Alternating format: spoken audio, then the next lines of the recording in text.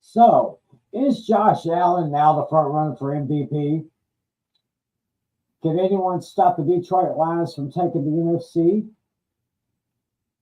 And how in the world do you stop the bleeding in Dallas? And what players should you target now that your fantasy season trade deadline is coming up? Well, we're going to try to answer those questions and a lot more as we look back at week 11 and get you ready for week 12. The weather's getting colder, but the action is getting much hotter. I guarantee you it is time for another edition of Fantasy Football Fever, which starts right about now.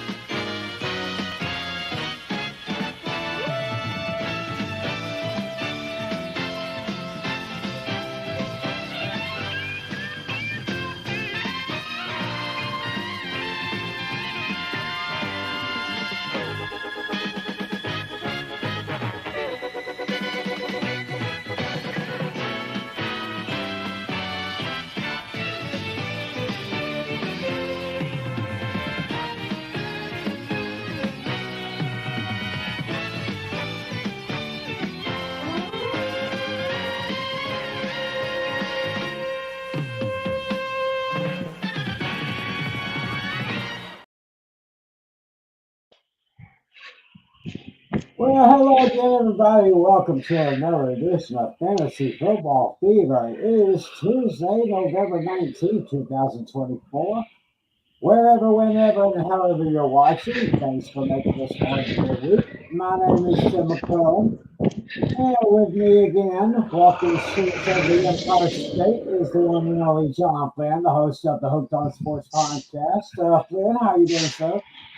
I'm doing good. It's actually raining here for the first time in a while. So yeah. New York City's been in a long drought, but much needed drought relief is coming our way. Well, it's good that it's raining. I mean, we've had rain for most of this whole month so far. I mean, after we went through in October where it felt like late to early summer, we had high temperatures like up in the 80s last month, and now seems like all we're getting is rain. We had a little break. We had a little break from that today, but I think there might be some rain coming back in the forecast maybe in a couple of days. So who knows what will happen there. Anyway, our buddy, our lead commissioner, John Natale, he's running a little bit late, but he will be joining us a little bit later. Oh, what can I say? What can I say about last week? Very, There was a lot that happened that I think that to digest from crazy performances to a surprise shortage in tight ends because three of the tight ends that are big players of fantasy did not play last week because of injury. You're looking at George Kittle, you're looking at Dalton Kincaid and Sam Laporta. None of them played last week due to injury, and then you had Trey McBride on the bye. So it was not if you struck gold on Brock Bowers or you struck gold on Travis Kelce, I think or John Smith, you hit the jackpot this last week. Yeah, y'all must have done pretty good if any of you people out there had any of those guys on the team. But well, I just say we go ahead and jump right into the Week 11 review from last week in the NFL. The screen should be coming up here.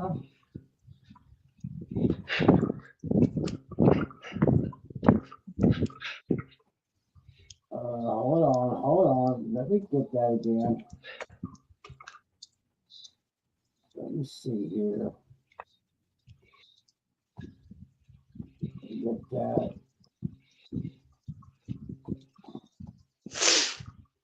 All right, let's try this again. This will be a great case to talk about here. So beginning. Okay, it says browser cannot access your screen. Try capturing a different screen to see if this continues. Yeah, Okay. but Well, let me try a different one here. yeah, yeah.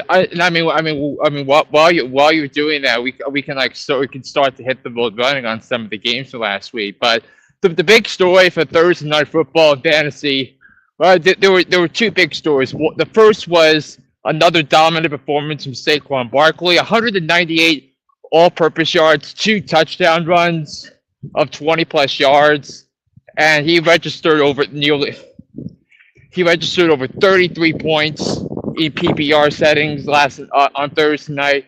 That was terrific. Meanwhile, the Eagles defense held the Jayden Daniels in check, under 200 yards, a garbage time touchdown, and 2-point conversion, and the Eagles wound up beating Washington 26-18. So the big three I see here is Jalen Hurts with those 221 passing yards. Saquon Barkley, another great night for him, 146 rushing yards. And Austin Eckler with 89 yards on the receiving end for the top receiver in that game. And it seems like I'm not able to put up the graphics here for the week 11. It seems like I just can't seem to get it here. Yeah, and also, by the way, Jalen Hurts had yet another rushing touchdown on the tush push, and he had a big night. He scored over 20 points in fantasy on Thursday. Oh yeah, the old Philly tush push never fails. How valuable has the tush push been for Jalen Hurts fantasy owners this year? I can only imagine. Yeah, and also Zach Ertz had a good day. He had a touchdown, 2-point conversion. I mean, did you see that catch on that 2-point conversion? That was a tremendous catch by Zach Ertz on that facing his former team. I think in the PPR setting he scored 18 points in total. 18 points, not bad for the long time. And I'm so mad because I left him on my bench in one of my leagues. What would have been perfect for my flex spot. Oh man, missed out there, I guess. Anyway, going to our Sunday matchups. It was once again the Green Bay Packers owning the Chicago Bears, but this time it was only a 1-point difference. Green Bay 20, Chicago 19. Jordan Love with a nice 261 passing yards. Josh Jacobs with 76 yards on the ground. And Christian Watson kind of coming back into the fold here with 150 yards receiving. Yeah, he made two big-time catches in the second half. One was where Jordan Love threw into double coverage, and he made an over-the-shoulder catch, and the other was in the fourth quarter where Love nearly Love threw a football perfectly to Watson, but Watson took a little slip, but then he recovered and made that catch, and he went 50 yards to set up what eventually was the winning touchdown. So 4 catches, 150 yards, but it was that second half by Christian Watson that saved the Packers. And it wasn't necessarily a game where the Packers played great or looked great, but the play of the game was the blocked field goal at the last play of the game to preserve the victory. Oh man, kind of like that. Kind of like the ending of the Broncos Chiefs game last week. Yeah, that's exactly how that game ended last night on Sunday, but wow. And I think Jayden Reed had a touchdown. I think Tucker Kraft, I think he had a touchdown too. Well, Caleb Williams, I see, got 23 of 31 for 231 yards. Uh, DeAndre Swift, 14 carries, 71 yards, 1 touchdown, and Rome Odunze with 6 receptions for 65 yards in the losing effort from the Bears there. So that's Yes. basically how that went. This next one, oh my good lord, Detroit just totally destroyed Jacksonville. Score of 52-6, a 50 burger put on the Jaguars there. Jared Goff, 412 yards. Are you kidding me? David Montgomery on the ground with 75 yards, and Amon-Ra St. Brown with a nice big day for him. 161 receiving yards for that awesome wide receiver there. I mean, the Lions, they're just getting better and better and better. Yeah, a touchdown for David Montgomery, a touchdown for Jahmyr Gibbs, another touchdown for Amon-Ra St. Brown. It was that everyone was contributing, everyone was doing their part, and a week following a game where they did not play their best, they wanted to make sure that that they wanted the league to understand that they were the best team in football, and that's exactly what they were. And by the way, this is the eighth time this season where David Montgomery, Jahmyr Gibbs, and Amon-Ra St. Brown all scored touchdowns in the same game. Wow. That three-headed monster is one bad mamma jamma. Yeah, I mean, easily the best running back duo in the NFL when you look at those two. And there's a reason why they dubbed it Sonic and Knuckles. Sonic and Knuckles. Nice video game reference there. Yeah. So, Lions go to 9-1 while the Jacksonville Jaguars go down to 2-9. And Jared Goff was the number one quarterback in fantasy last week. 412 yards, 4 touchdowns, 0 interceptions, 35 points in fantasy last week. So if any of you had Jared Goff on your fantasy leagues, consider yourself fortunate. Also, the Minnesota Vikings went to Nashville, Tennessee, and they took down the Titans by a score of 23-13. Sam Darnold, he went 20-32 for 246 yards with 2 touchdowns. Aaron Jones had 15 carries for 39 yards.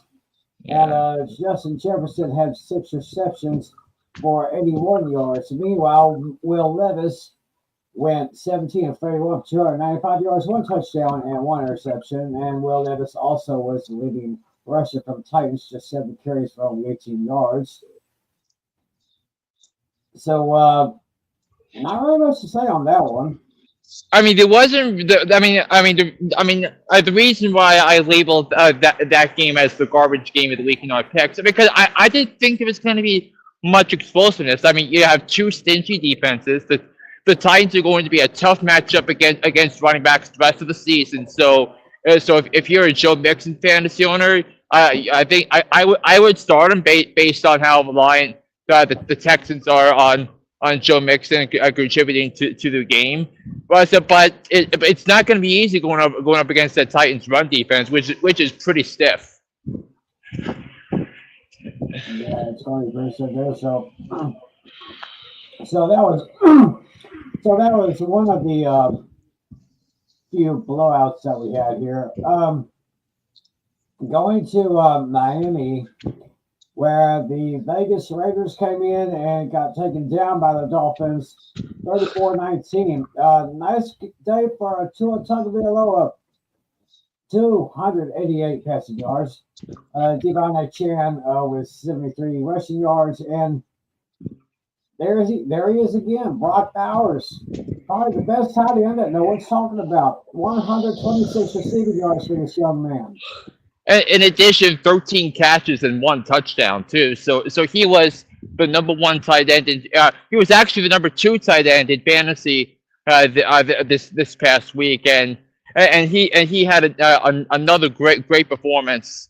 There was a reason why I traded for Brock Bowers in one of my other leagues. We discussed it last week, and my first game with Brock Bowers, boom, he won me my matchup in fantasy last week.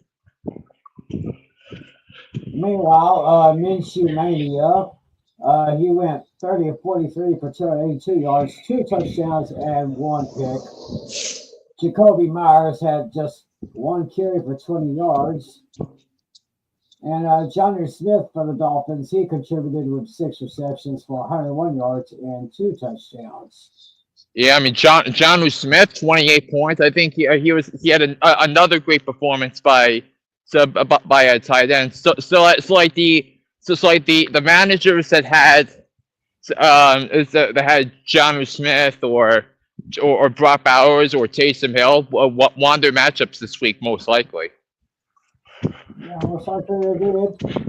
And I hear a knock on the door. I think that must be our league commissioner. Let's bring him in now, Mr. John Natale. Hey guys. How's it going, brother? Yeah, not too bad. How about you guys?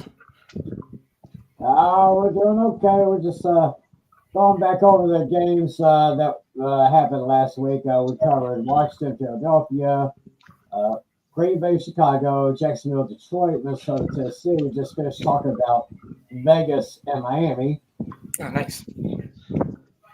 So now we're moving on to the Los Angeles Rams and New England Patriots over at Gillette Stadium. And the Rams took care of business over the Patriots by a score of 28. Yeah, I'm reading that right. 28-22. Led by Matthew Stafford, who had a very, very nice game. 18 of 27 for 295 yards and 4, count them, 4 big touchdowns. Kyron Williams had 15 carries for 86 yards. And Puka Nacua, he's getting back in the form. He had 7 receptions for 123 yards and 1 touchdown. So, another week without a touchdown from Kyron Williams. That's 3 straight weeks where he's massively underperformed projections. I think you got to be a little concerned about him if he does, especially if he's that touchdown reliant. Yeah, look at that thing here, and you just said 3 in a row. That kind of gives me a little cause to pause.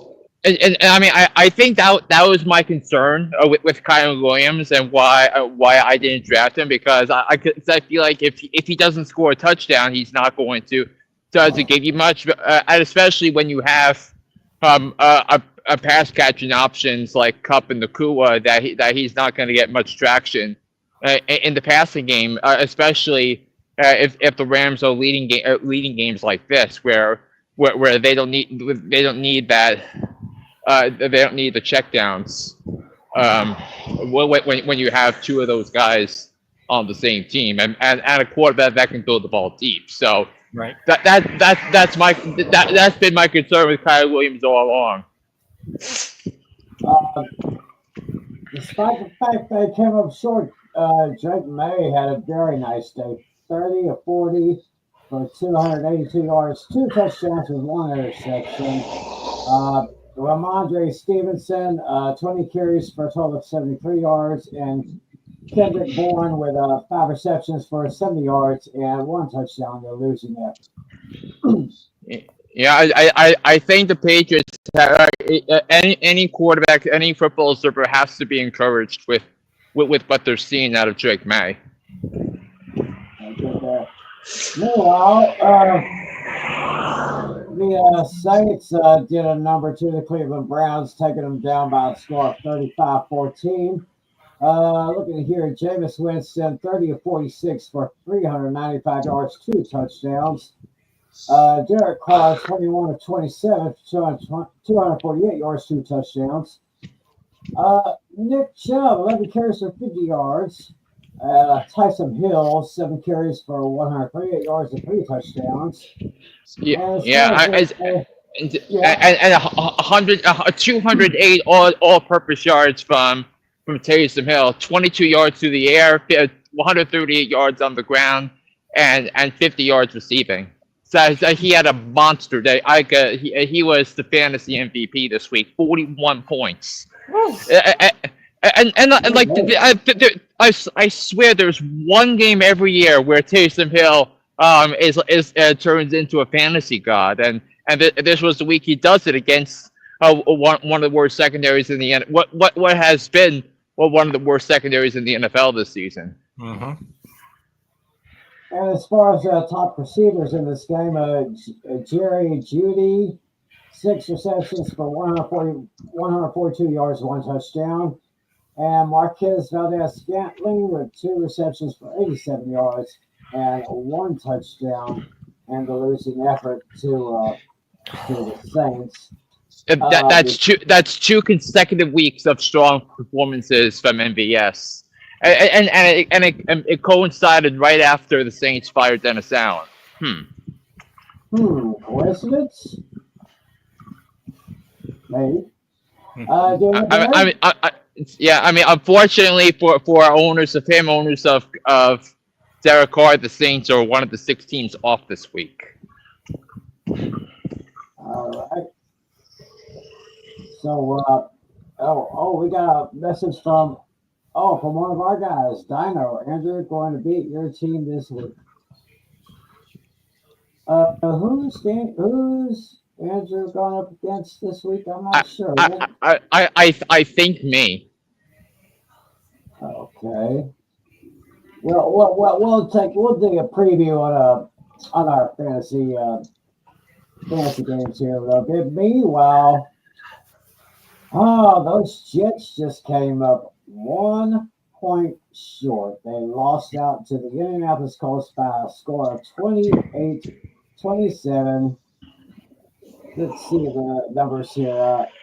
Anthony Richardson, 20 of 30, 217 yards, 1 touchdown. And Rodgers, 22 of 29 for 184 yards, 2 touchdowns. Jonathan Taylor, 24 carries for 57 yards. Breece Hall with 16 carries for 78 yards and a touchdown. Josh Downs, 5 receptions for 84 yards and a touchdown. And Devontae Adams, 6 receptions for 72 yards on that. Yeah. Also to note, Anthony Richardson had 32 rushing yards and 2 rushing touchdowns, so 3 total touchdowns on the day. Easily the best game of his season, which has been so topsy turvy. But the upside that everyone was raving about, even I was raving about Anthony Richardson. There was a big boom or bust quotient with him this season. You saw exactly the boom quotient. He had a terrific day. He was the star of the show on Sunday at the Meadowlands. Yep, they sure did. So the Jets fall to 3-8. Meanwhile, the Colts are up to 5-6 for the season. The game of the week. I had this as an upset special, and it turned out to be right. The Pittsburgh Steelers took down their hated division rivals, the Baltimore Ravens, by a score of 18-16. Let me get the numbers on the Ravens Steelers game. Always must see TV whenever those 2 teams are matched up. Lamar Jackson, 16 of 33, 207 yards, 1 touchdown, 1 interception. Russell Wilson went 23 of 36 for 205 yards with an interception. Derrick Henry, 13 carries for 65 yards and a touchdown. Najee Harris, 18 carries, 63 yards. And Isaiah Likely led the receiving for Ravens with 75 yards on 4 receptions. Meanwhile, George Pickens, 8 receptions on 89 yards. Yeah. So George Pickens, who was our starter of the week, he gets 16.9 points, and if he had a touchdown, it would have been over 20 points. So I thought it was not a bad idea to start George Pickens last week. And so, but two big fantasy stories that came out of this. Number one, Lamar Jackson, another poor effort against Pittsburgh. If it wasn't for that touchdown drive at the end, toward the end of regulation, so he would have been held to under 10 points in all formats. And the second big story was Chris Boswell. He kicked 6 field goals. And that was all the points the Steelers scored and all the points the Steelers needed to beat Baltimore. 6 field goals and you still win the game. Yeah, and here's the thing. So the Steelers are 2-0 when they don't score a touchdown this season. The rest of the league is 2-18. Oh, jeez. Wow. I mean, it was a physical game.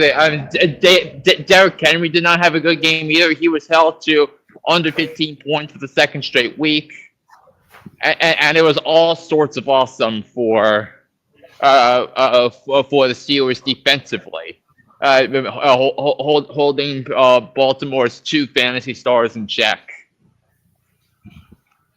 Yeah, so the Steelers hold it down there. Meanwhile, another blowout this past week. The Denver Broncos just totally upended the Atlanta Falcons by a score of 38-6. Kirk Cousins went 18 of 27 with 173 yards and 1 interception. Bo Nix, 28 of 33 for 307 yards and 4, count them again, 4 touchdowns. B. John Robinson had 12 carries for only 35 yards. Javonte Williams had 9 carries for 59 yards and 1 touchdown. Drake London, 3 receptions for only 61 yards. Cortland Sutton, 17 receptions for 78 yards. My question to you on this, Flynn, you think Bo Nix is now a contender for Rookie of the Year? I mean, you thought it'd be Caleb Williams at the start of the season. After 1 month, you'd think Malik Neighbors, but there are so many good candidates for Offensive Rookie of the Year. Now we'll see if the Broncos make the playoffs, because I think the Broncos are not looking too bad right now, because I think with the way it's structured with Baltimore and the Chargers. I think you can see Denver in the playoffs. I wouldn't be surprised, and I would like to see the Broncos in the playoffs. Sean Payton is a candidate for Coach of the Year as well. So you have a lot of great candidates for Coach of the Year. You have a lot of great candidates for Offensive Rookie of the Year as well. So, and I'll get into Bo Nix's his outlook for the rest of the season in a little bit, but 4 touchdowns, and he looked on fire. Meanwhile, another bad performance for Bijan Robinson. He was held to under 10 points in all formats this week, so as the Falcons go into the bye week. I always feel sorry for a former Longhorn that doesn't do too well in a week during the season, but hopefully he'll get better on that one. Meanwhile, we had another matchup of 2 hated rivals, this one in the NFC West. The Seattle Seahawks hold off the San Francisco 49ers by a score of 20-17. Let me get these numbers here. Geno Smith, 25 of 32, 221 yards, 1 interception. Brock Purdy went 21 of 28 for 159 yards, 1 touchdown, and 1 pick. Kenneth Walker III did pretty well, 14 carries, 54 yards, and a touchdown. Christian McCaffrey back in the 49er lineup. He had 19 carries for 79 yards. Receiving Jackson Smith in the jig, 10 receptions for 110 yards. And Jawan Jennings, good thing I think it was a good thing I put him back in my starting lineup. He had 10 receptions for 91 yards and 1 touchdown. Just think of Deebo Samuel's fantasy value so recently, because he's because I mean with Jawan Jennings getting a good volume, you have to wonder aloud what Deebo Samuel's fantasy outlook is for the rest of the season. And also Geno Smith had the game-winning rushing touchdown with 12 seconds left to give the Seahawks the lead for good. It was an excellent win by the Seahawks, and the team in last place in the NFC West through Week 11 is the San Francisco 49ers at 5-5. 5-5 for the Niners. Meanwhile, 5-5 for the Seahawks. Last place Niners. 49ers and last place. Those terms, I don't think they belong in the same sentence, much less in the same breath, but and by the way, the next 2 weeks for the 49ers on the road in Green Bay, in front of Burkhardt and Brady. The following week, Sunday Night Football on the road in Buffalo. So it doesn't get much easier from there. This was a game the 49ers absolutely needed to have, and the defense couldn't get the job done when it mattered the most. It was a bad loss by the 49ers. Meanwhile, speaking of Buffalo, they defeated the Kansas City Chiefs by a score of 30-21. Patrick Mahomes went 23 of 33 for 196 yards with 3 touchdowns and 2 costly interceptions. Josh Allen, 27 of 40, 262 yards, 1 touchdown, 1 interception. Kareem Hunt, 14 carries, 60 yards. Josh Allen, again on the ground. He's a terror. 12 carries for 55 yards and a touchdown, helping his own cause. Receiving, Xavier Worthy, my boy from Texas, 4 receptions, 61 yards, 1 touchdown. And Khalil Shakir for the Bills had 8 receptions for 70 yards. I kind of figured this would be the game that the Chiefs would get their first loss. Yeah, I think we all had Buffalo winning this game, and it was clear. It was clear to me. I mean, if you look at all you needed to do was really take the eye test on both of these teams, and again, as I mentioned last week, I don't know if I mentioned it on this show or if I mentioned it on Hooked on Sports. If all the one possession games the Chiefs played were played in reverse, they would have been 2-7.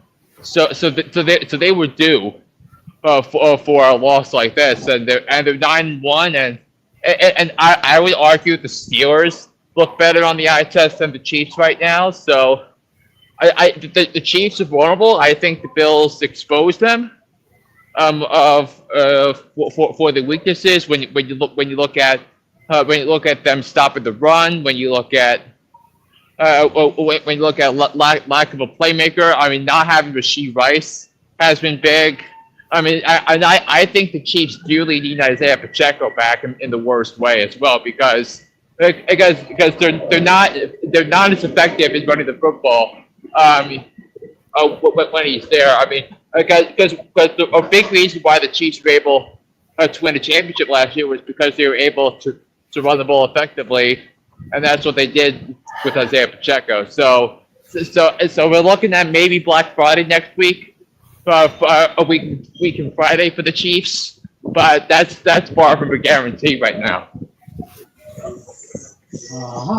So that was a pretty good game done last. The Sunday night game last week, it was the Los Angeles Chargers over the Cincinnati Bengals by a score of 34-27. Looking at the leaders for each team, Joe Burrow, 28 of 50 for 356 yards, 3 touchdowns. Justin Herbert, 17 of 36 for 297 yards and 2 touchdowns. Chase Brown on the ground, 22 carries for 86 yards. Justin Herbert led the rushing for the Chargers with 5 carries for 65 yards. T. Higgins, 9 receptions for 148 yards and 1 touchdown. Lad McConkey for the Chargers, 6 receptions for 123 yards. And interesting game here.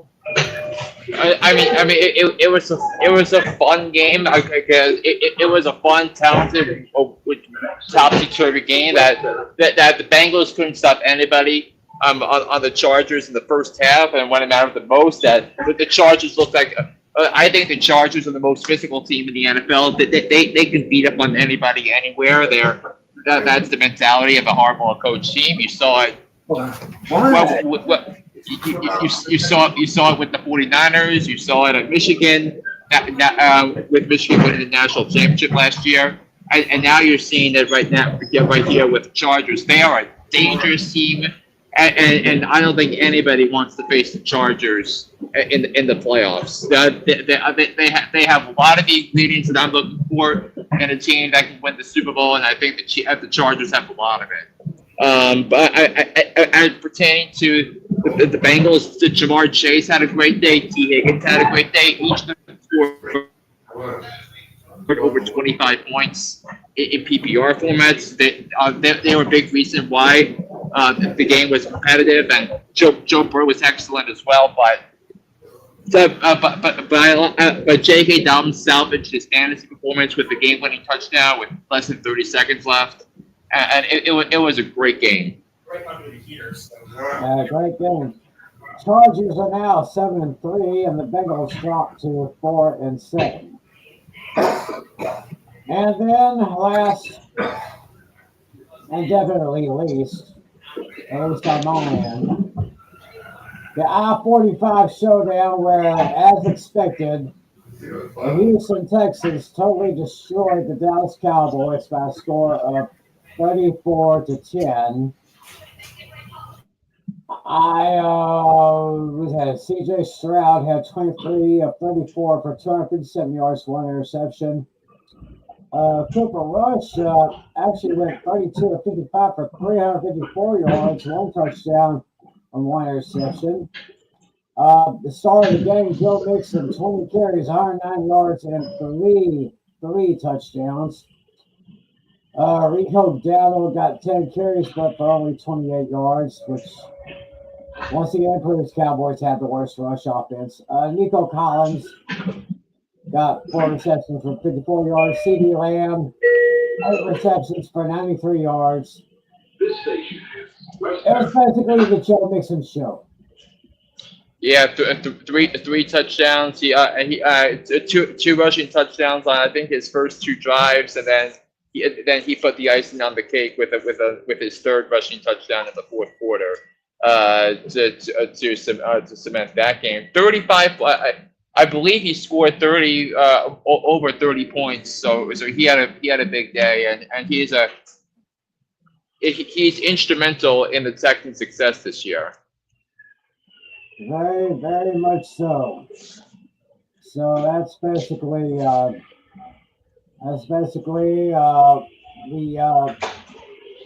recap of Week 11 in the NFL. And now we're going to try to go to look back at Week 11 in our fantasy league. I don't know if I'm still going to be able to share my screen on these things. Of course, those 2 graphics that you sent me earlier, I should be able to put those in. Okay, I hit the wrong button. Hit the wrong button. No, we're not talking about this week right now. We're going back to last week. Let's go to Week 11. Week 11. Yes, starting with I'm going to try this one more time. Let me see if I can try this here. Seriously. Let me try again.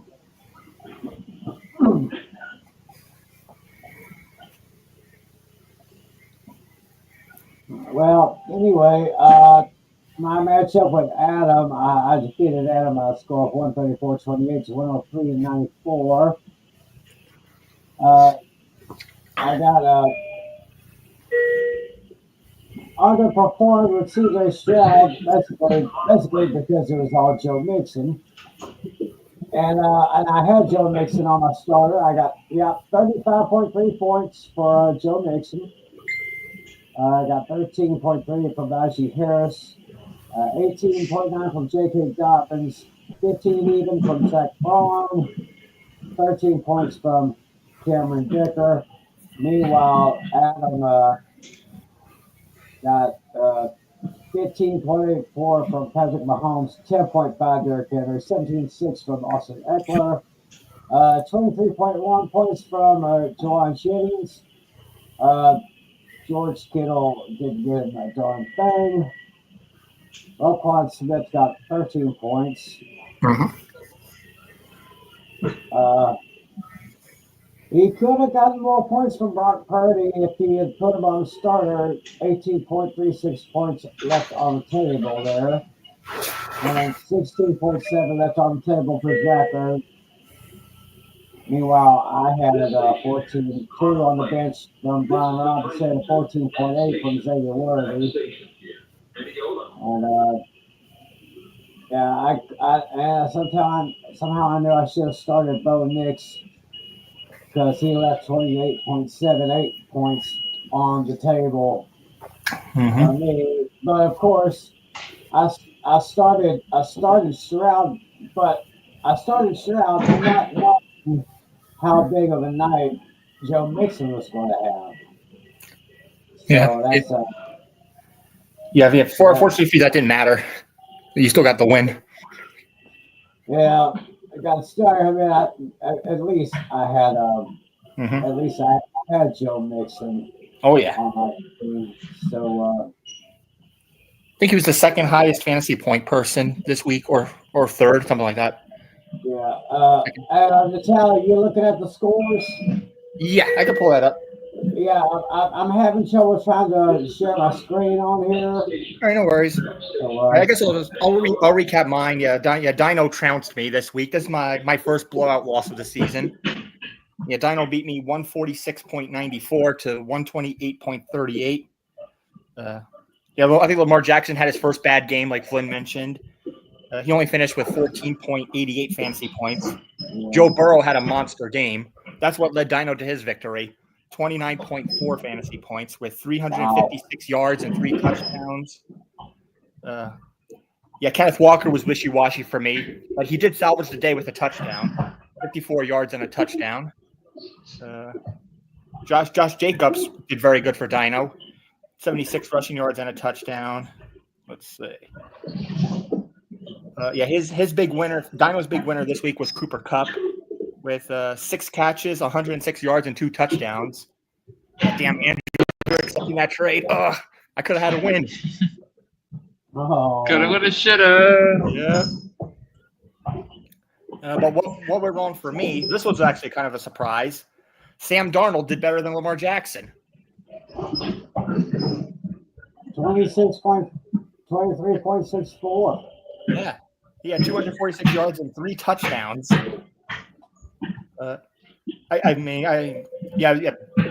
Both Pittsburgh's defense scoring 15 fantasy points. That kind of surprised me a little bit.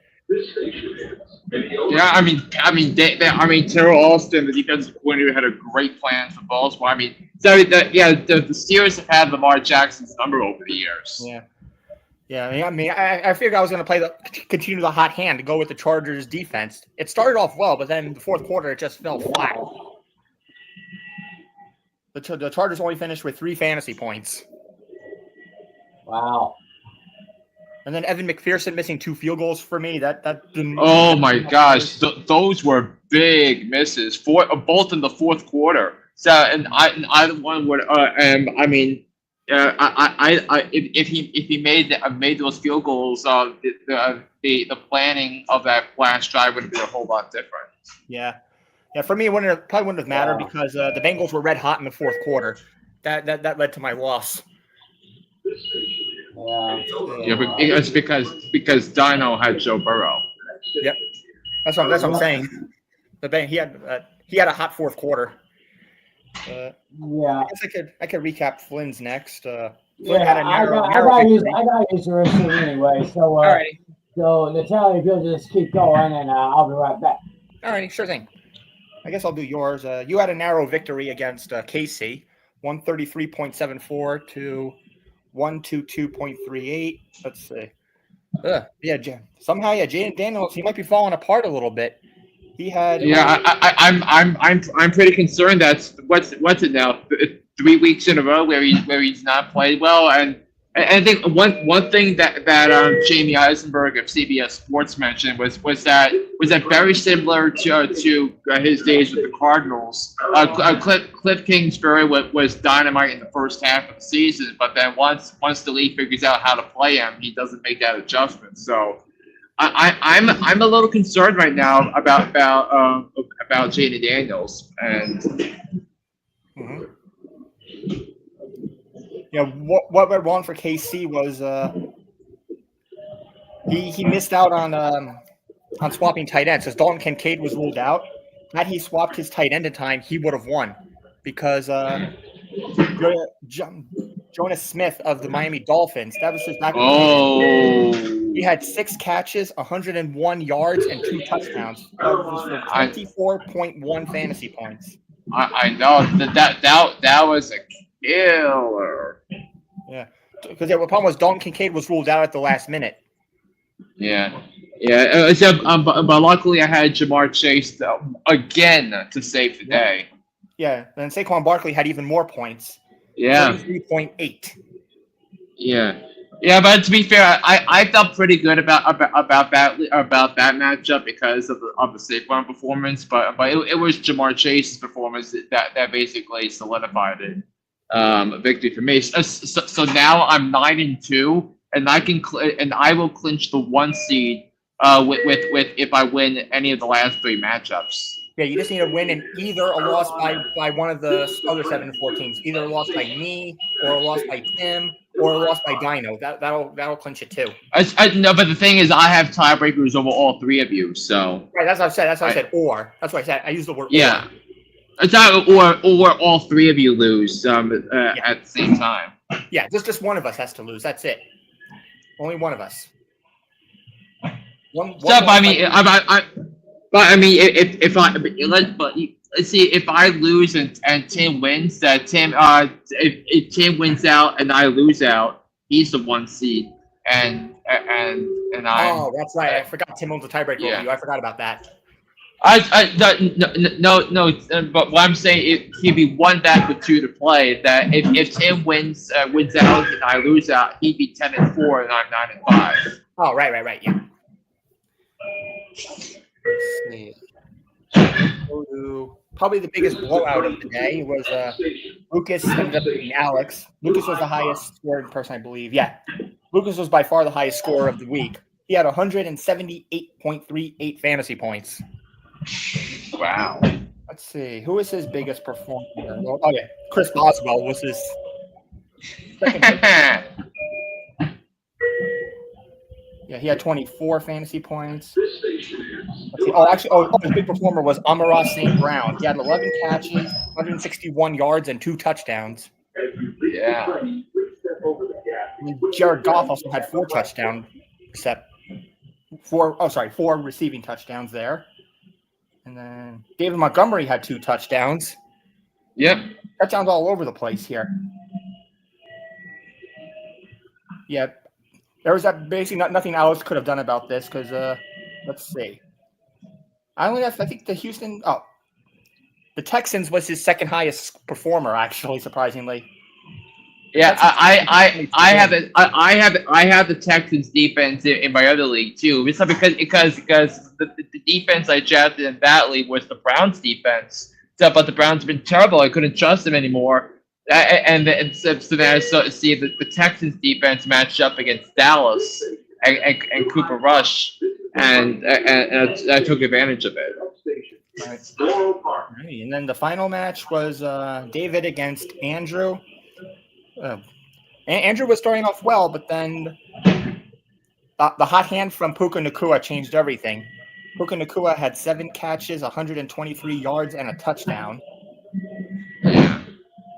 Let's see. Yeah, Andrew didn't really have any big performers this week. Despite Jacksonville getting negative 5 points, David still somehow won. Yeah, Andrew's biggest performer was Jalen Hurts. He didn't do that great. 18.74, 221 yards, and a rushing touchdown. So he had nothing through the air. That was what went wrong for Andrew there. Yeah. So had Andrew won, he would have been in first place in the division. Yeah. Yeah, really no big. So far. Yeah, nothing too big here, but let's see. I'll flip to the standings and where we're at. Yeah. So you're at 9-2. We have a 3-way tie for second. Tim, Dino, and me. Both of them own the tiebreaker over me, as both of them beat me earlier in the season. And then Lucas is just 2 back at 5-6. And the other division, Adam and Alex have officially been eliminated from contention. Casey's first place at 6-5. David and Andrew are tied at 5-6. Andrew has the tiebreaker over David, despite the loss. Well, I think they split the series, I believe. Yeah.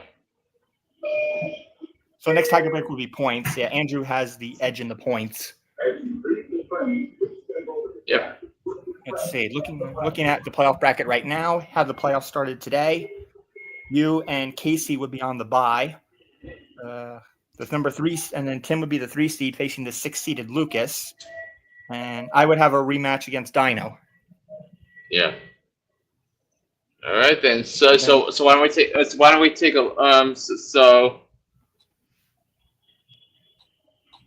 you're back, Timmy? Yes, I'm back.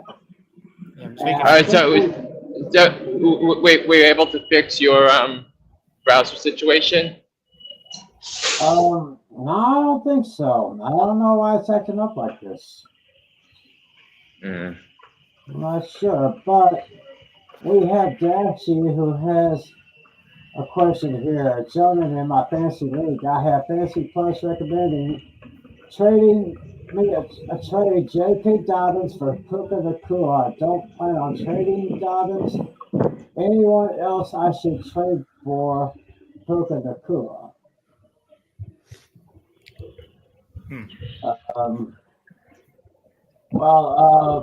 Dashy, I tell you what, who else do you have as your starting wideouts?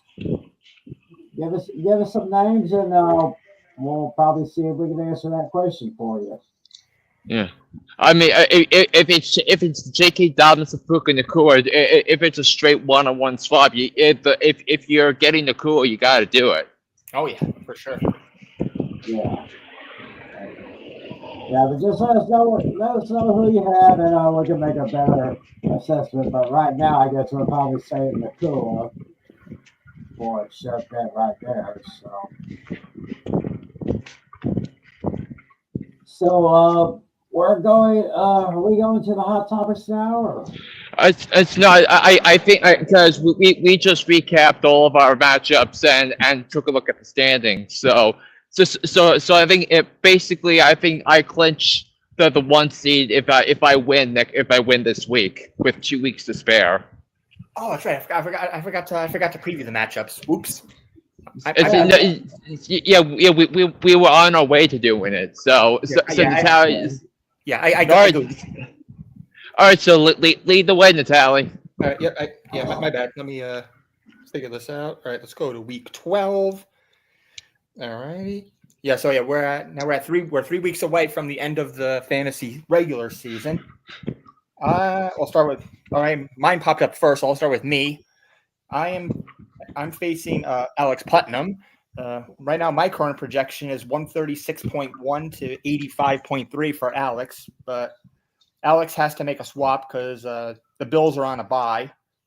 Oh, he's got to make a lot of swaps because he also has Anzalone, his defensive player, got put on injured reserve, and Younghoe Koo is on a bye.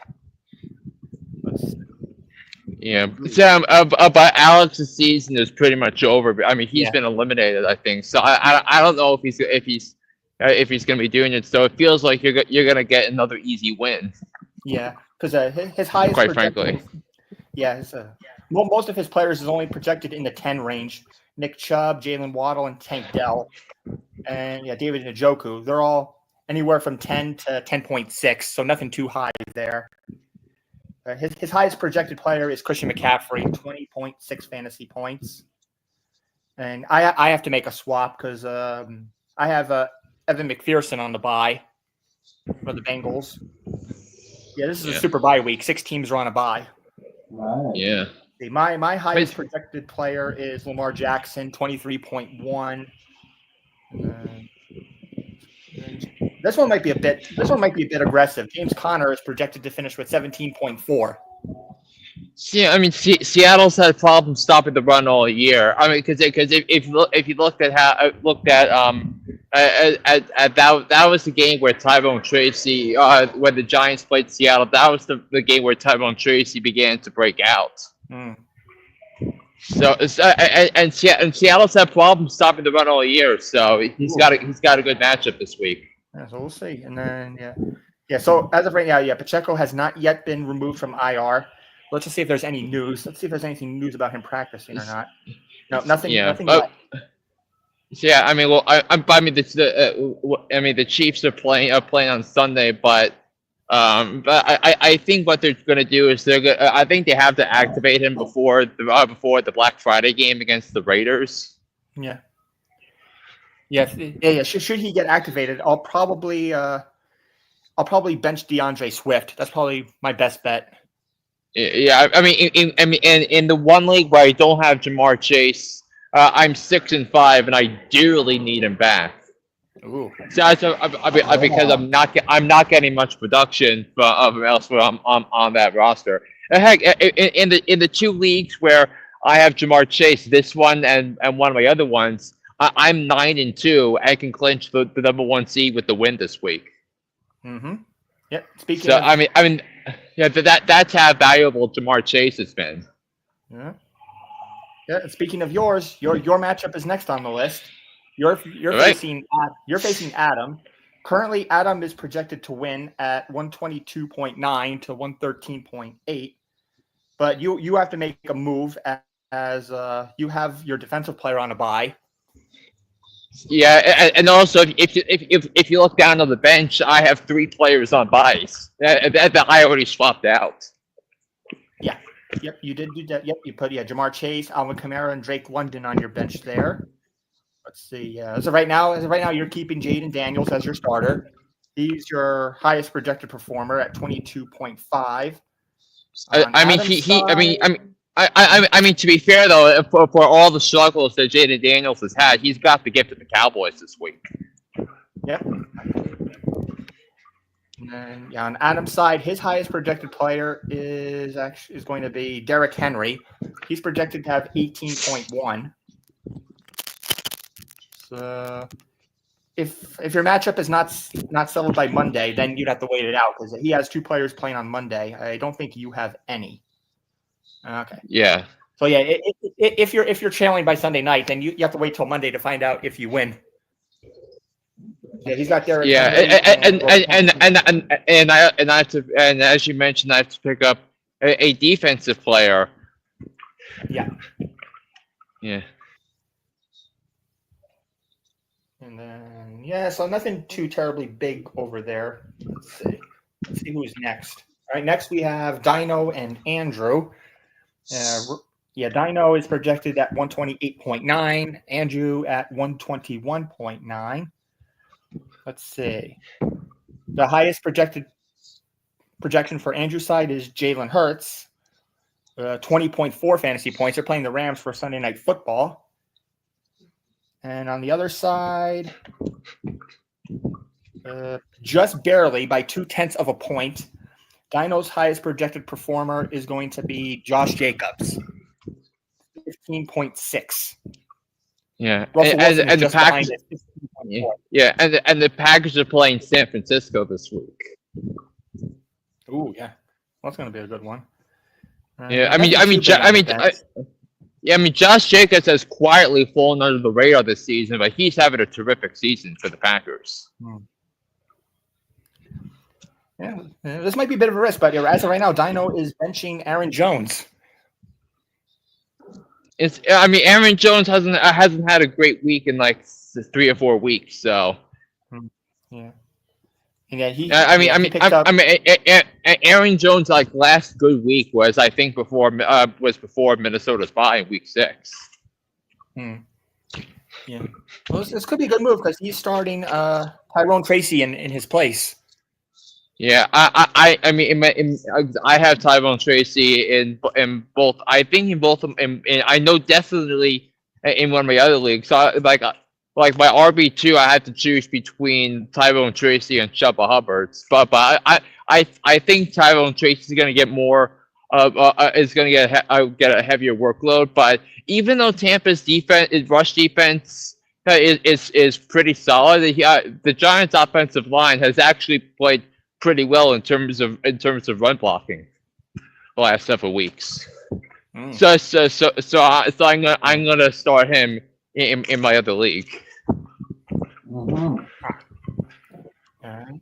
Next matchup. Okay, yeah, this is the closest projected matchup, and it happens to be your matchup, Tim. You're playing against Lucas.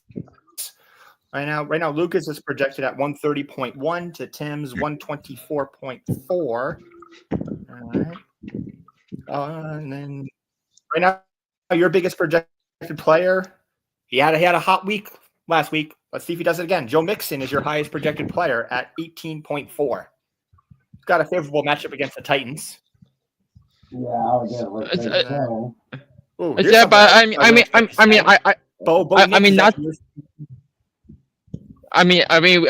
going back to that. I mentioned the Texans Titans matchup. The Titans actually are going to be a tough matchup for running backs because they totally shut down Aaron Jones last week, and they've actually been pretty good against opposing running backs this season.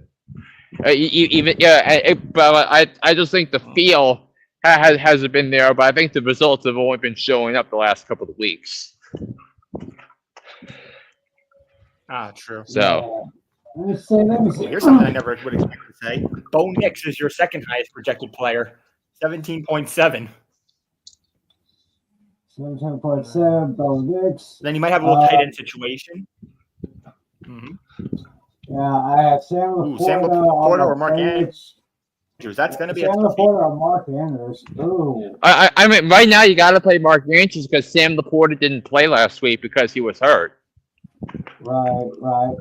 And I think I should go ahead and plug back in J.K. Dobbins. He's projected at 13.9. Yeah. I mean, who are your other running back options right now this week? Okay. Well, my starters are Mixon and Brian Robinson Jr. I have Chuba Hubbard as my flex. And on my bench, I have Najee Harris and J.K. Dobbins. Yeah, I can't agree with. I mean, J.K. Dobbins against Baltimore's run defense is a very tough match. I mean, if you think the Chargers are going to utilize J.K. Dobbins in the pass game, I think that's where I think he'll be able to score points for you. But wait, when you have the guys you just mentioned and all of them having some good matchups, I think you might as well put Dobbins on the bench for another week because even though you're so deep at the running back position, and what I think you could also do is if someone in the league needs a running back, you can use that as a trade chip to upgrade somewhere else on your roster. To make a run advantage to the playoffs, like if you need a wide receiver to match up against my receivers, or let's say you need someone to match up against Natale. So.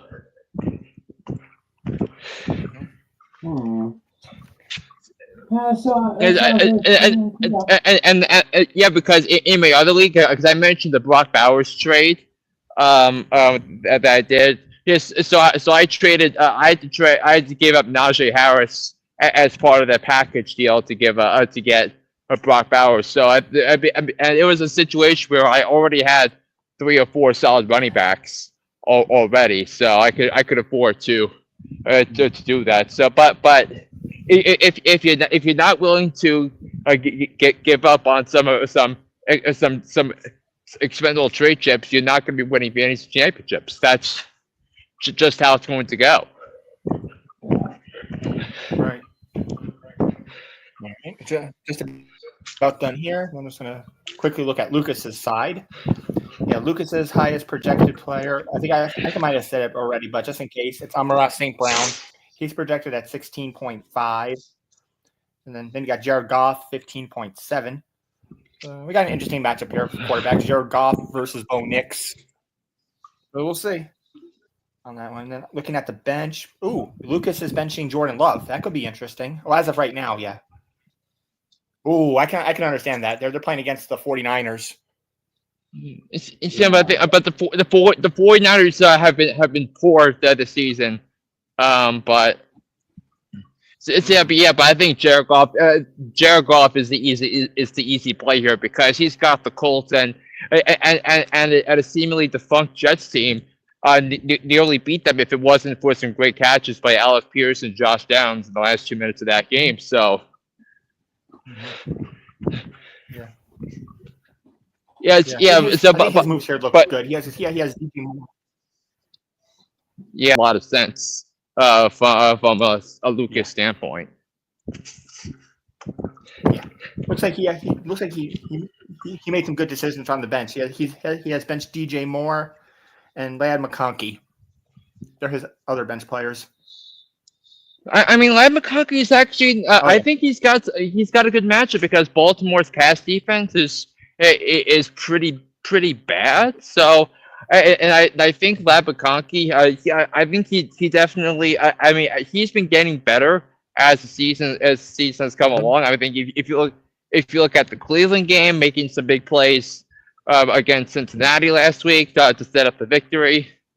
So, but I think he's got some good match. That's a good matchup here. I think you got it. I think if you're a Ladd McConkey fantasy owner, I think you got to if you need a receiver, I think you got to make a risk here because if you're looking at because chances are you probably have another star receiver that's on the bye when you're looking at Drake London or MVS or Khalil Shakir or any of those other teams that are on bye this week.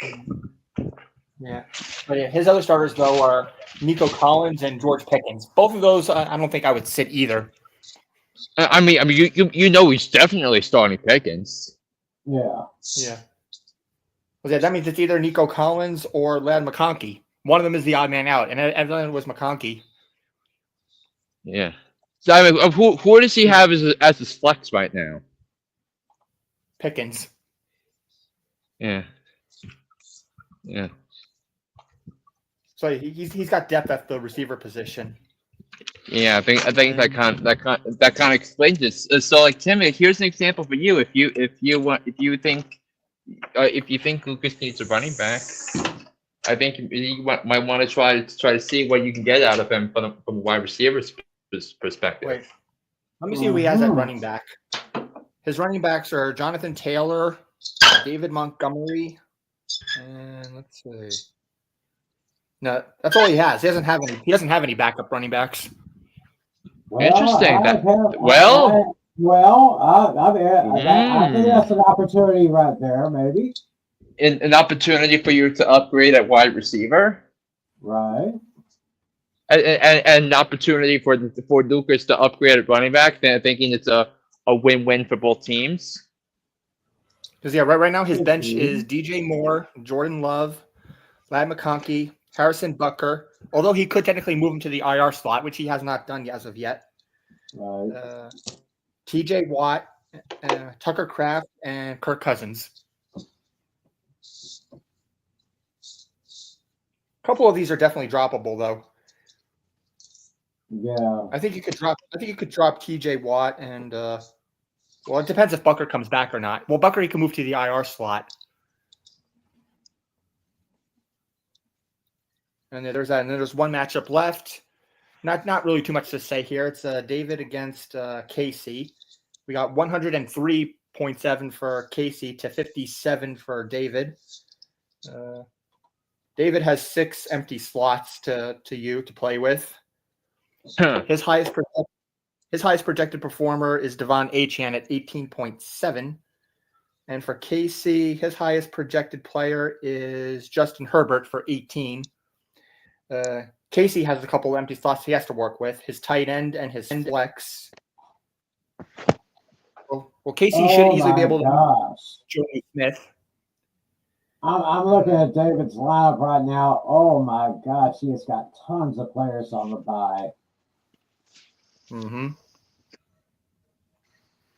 My goodness. And of course, he's got Prescott and the starting lineup, which he needs to drop.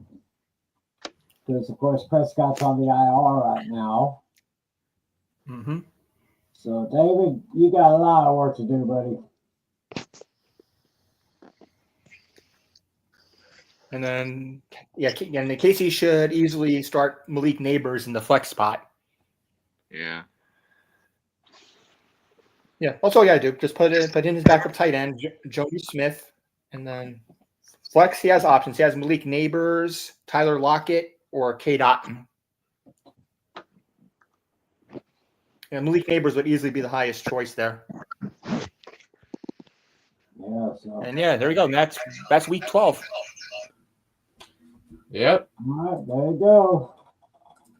And now as we see our buddy Flynn back in his comfort zone, I guess you could say. Yes, I am. So I think I'll take over the server from here. So it's a good time for me to get back and settle up because we got a lot of hot topics to talk about, guys. Yes, we do. Yeah. What happened to Lamar Jackson? I think the way the Steelers play this they do such a great job of A, getting to the quarterback and B, having linebacker play such that they don't allow the Ravens to be able to run the ball effectively. It was just a great game plan, and the reason why I picked the Steelers to win was because they were the team with the better coach and the better defense. It just wasn't that hard to decipher. Now Baltimore 7-4. The Steelers, they're 2 back of the Steelers in the loss column, and they already lost to Pittsburgh. So that's a problem, and the Ravens, who seemingly can't stop anybody in the pass, it's gonna be a problem for them going forward. Yeah, it could be a good problem. Meanwhile, Lamar Jackson's having problems. Bo Nix, he's on the rise.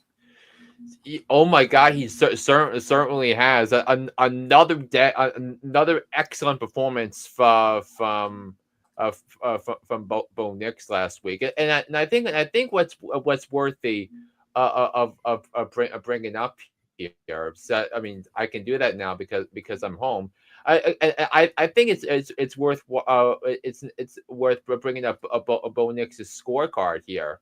I mean, because if you can see on my screen here, and I just think the projections, and I shouldn't say projections, but the results speak for themselves. And I think if you look here at this column here, the finish that he's had 4 finishes in the top 10 so far, and all of them. So you can see the Raider game. They're playing Vegas again this week in the Dome. The Charger game, the Carolina game, and now the Atlanta game. The last 2 came in a favorable matchup against terrible defenses.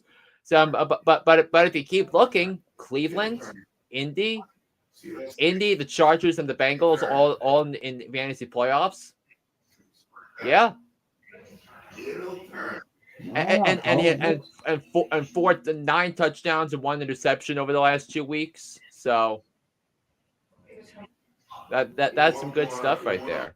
Yeah, very interesting right there. Let's talk about the guy that we mentioned earlier, the guy that I called the best tight end that no one's talking about, Brock Bowers for the Raiders.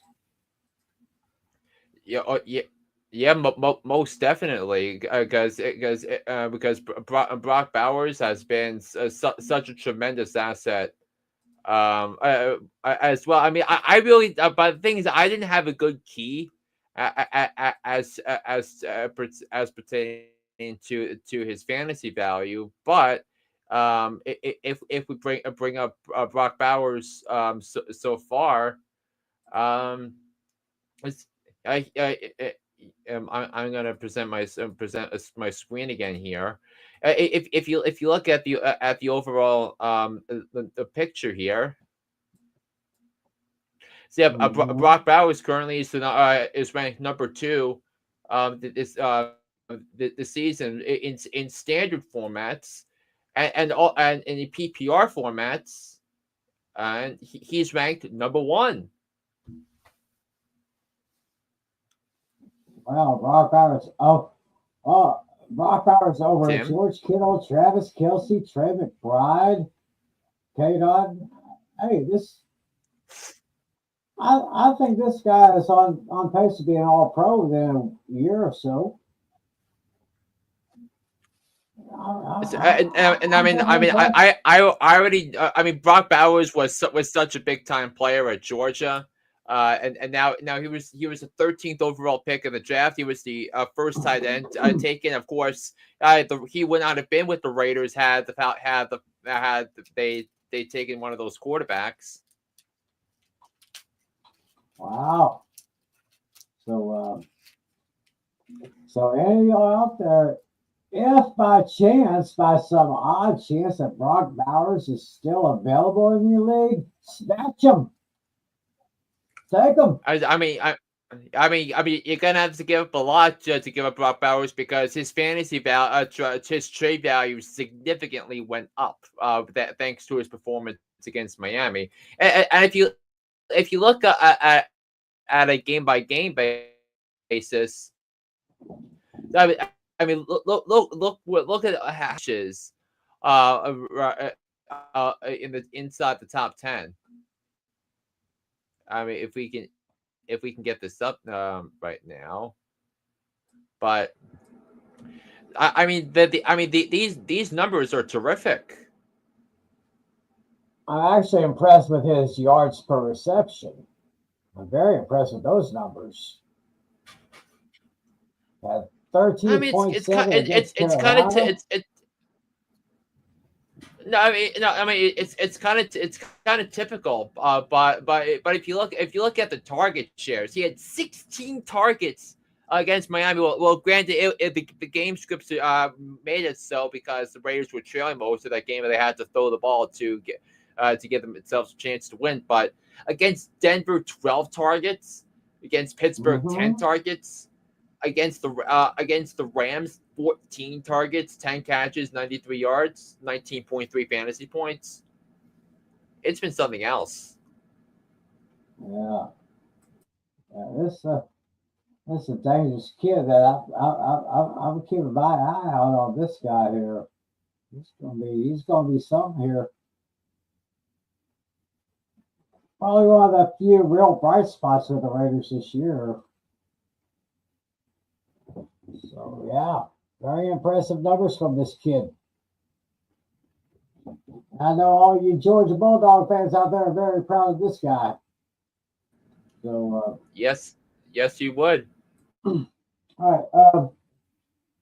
right, can we look at Taysom Hill? As you said earlier, he just has that one game every season where he just explodes. Yeah, And yeah. I again, mean, and again let's go right to him because Taysom Hill is like has been a jack of all trades type of player here, but. I mean, in a PPR setting, 42.5 points in regular fantasy scoring.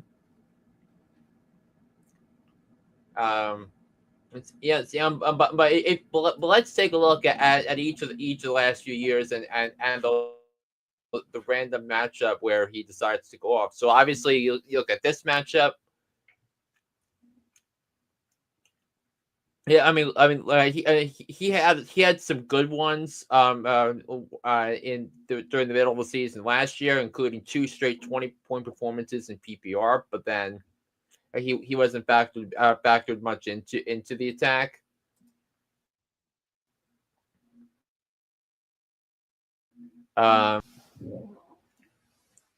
2022, he had that crazy game against Seattle. It's very similar to the one we saw last week in Week 5 of 2022. That was a high-scoring game.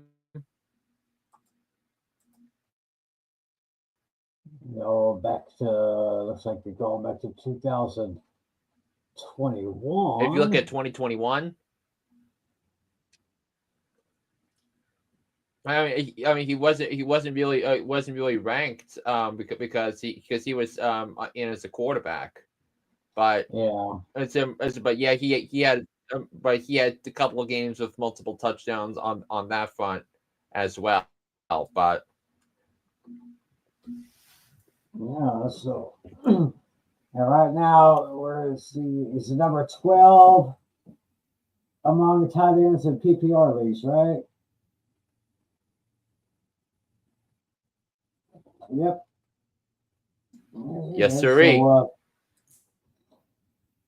So Brock Bauer is a big-time fantasy star this year. Let me ask you this question here. Well, speaking of quarterbacks, it looks like the New York Giants have decided to bench Daniel Jones, and they're going with Tommy DeVito. So I guess my question to you, Flynn, since you and of course Natalia are Giants fans,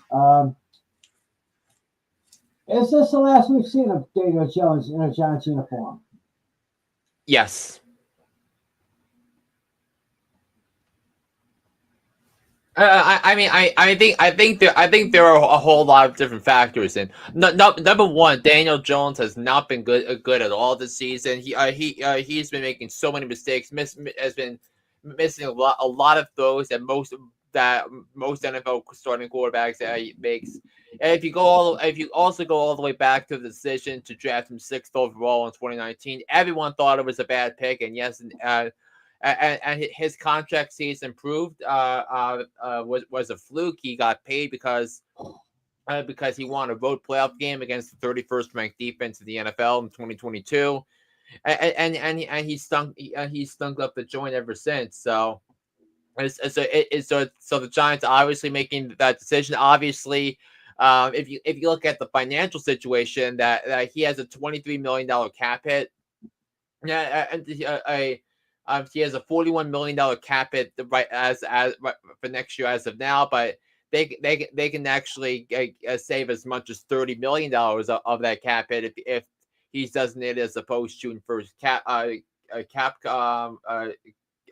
roster cut.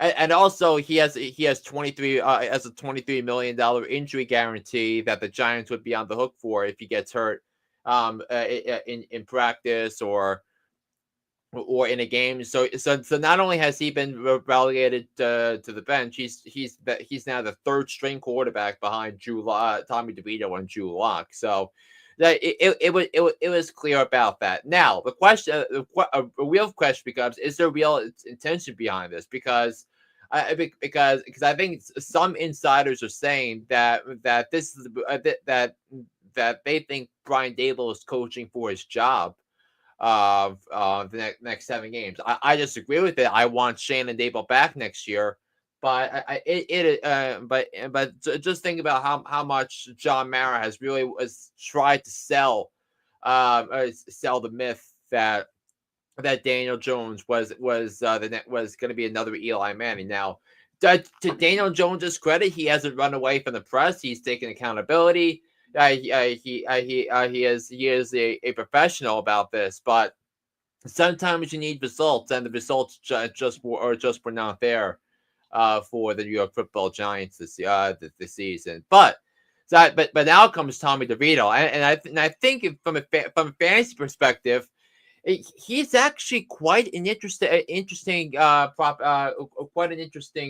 name to pick up because the Giants the next 6 games, right? Their opponents are the Tampa Bay Buccaneers, the Dallas Cowboys, the New Orleans Saints, the Atlanta Falcons, the Baltimore Ravens, the Atlanta Falcons, and the Indianapolis Colts. All of the common denominator behind all those teams, they all have bad pass defenses. So it's the ultimate gift of the schedule here if you're looking at it for the New York Football Giants. So just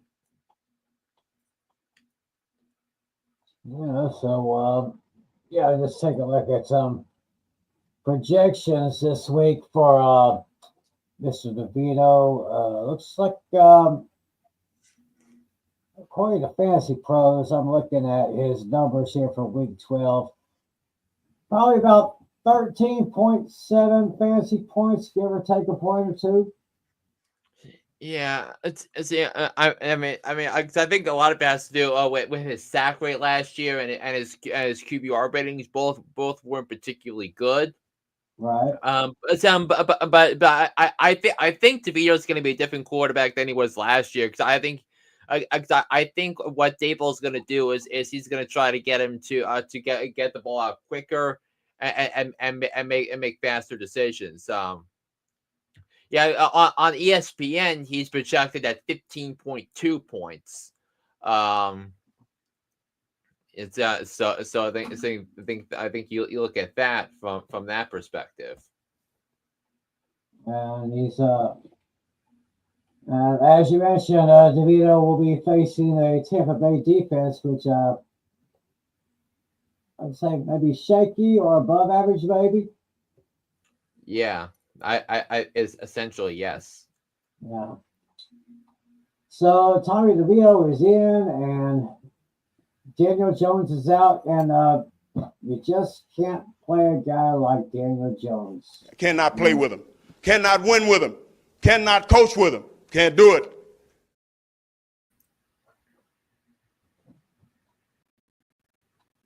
Yeah, Coach, you got that right here. So,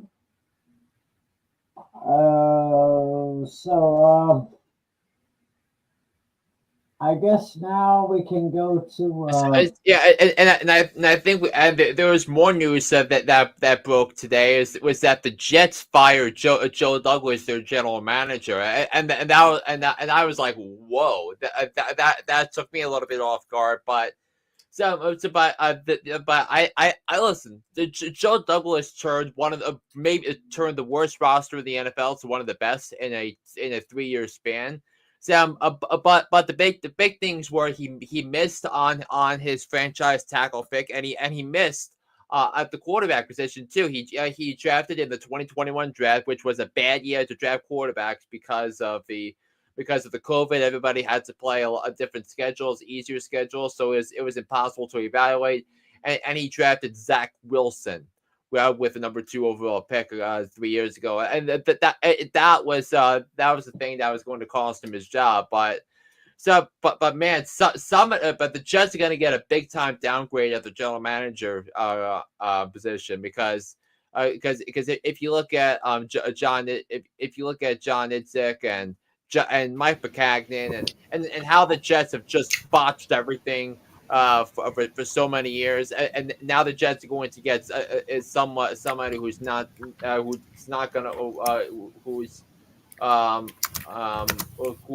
to be coveted by other openings here. Yeah, Zach Wilson. That was the one thing about Zach Wilson. I guess he just didn't quite get into their jet system here. So again, I have to do this for Zach Wilson. Cannot play with him. Cannot win with him. Cannot coach with him. Can't do it.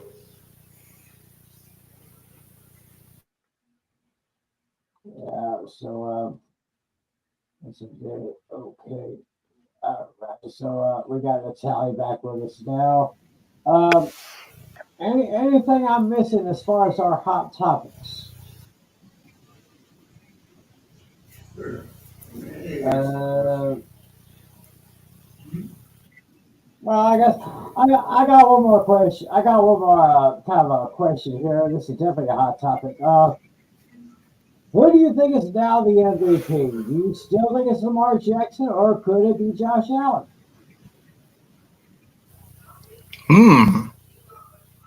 I What think you about a got to dark give. horse guy like maybe Buck Bowers? No, but the Raiders aren't making the playoffs, so it can't be in it. But it's got to be Josh Allen. All right. Well, that Josh Allen, they call him Superman, so very interesting point there.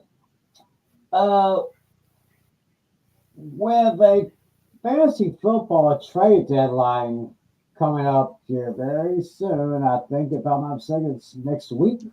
Yeah, it's a week. It's a week from Wednesday. Yes, so a week from tomorrow your time, week from today my time, because it's Wednesday here in New York. Right. Yeah, I don't remember what I put for my settings, but I'll take your word for it. For all three of my leagues I'm in, the trade deadline is November 27th. Yeah, November 27th. That's next Wednesday. So we kind of had a little thing here to come up with 5 players that we should target, and 5 players that you all should target if you want to make some trades. And of course, I'm thinking about making a trade myself, as we mentioned earlier in the previews. So as we pop this baby up right here, here's an interesting list of players to trade for. First one is a definite candidate for Offensive Rookie of the Year, Bo Nix. I mean, he's up there. He's got 2,277 passing yards, 14 passing touchdowns, only 6 interceptions, and 295 rushing yards, 4 rushing touchdowns, and he is ranked right now. This kid is ranked 7th among all quarterbacks in fantasy. He's getting hot. It's getting hot. I would definitely say that.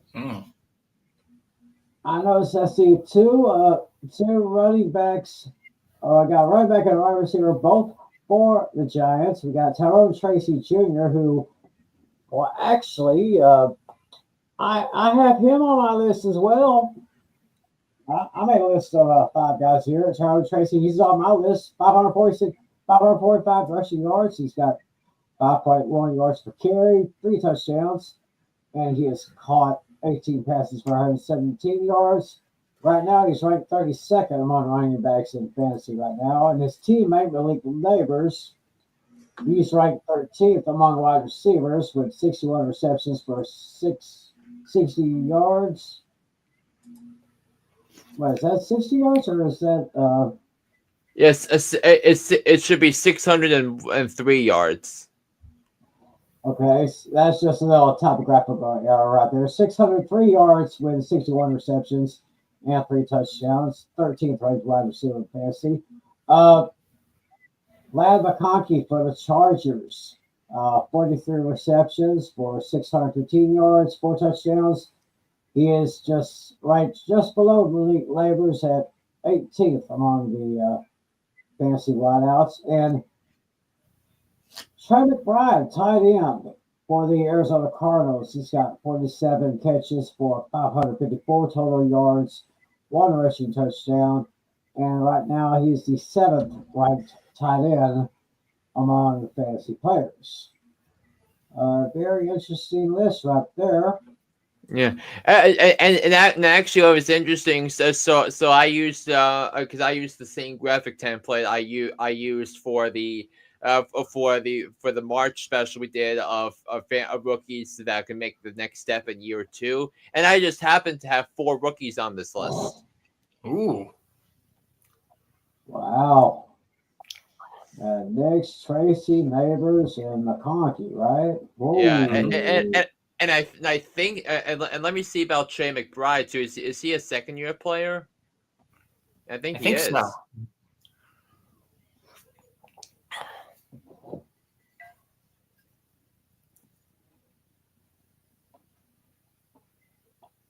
Let's see about old Trey McBride here. Colorado State. He was it's his third year in the league. He was a second round pick a couple of 2 years in 2022 by the Cardinals. Yeah. Yeah. So, I mean, do you guys have any other names? I mean, what obviously besides the notable players, more like the Jamar Chases or the Lamar Jackson, Derrick Henry. But are there any other names that you think you should, if available on a trade to try to go after? I don't know. So not really. I was thinking of possibly maybe James Conner or George Pickens, Derrick Henry, maybe. I have wide receiver Cedric Tillman for the Cleveland Browns. Since they decided to release Amari Cooper, he has been averaging about 85 receiving yards. He's around averaging about 10 targets with 7 receptions and 1 touchdown. So yeah, but I think the Jerry Jeudy performance last week scares me on that front because is Cedric Tillman going to keep getting those targets, or is it going to be is Jerry Jeudy's performance today? Because remember, Jerry Jeudy is a Bama receiver. Is he going to be relegated to wide receiver 2, which probably means less targets? Oh, right. And so that he'd be a flex option at best, really, if that's the case.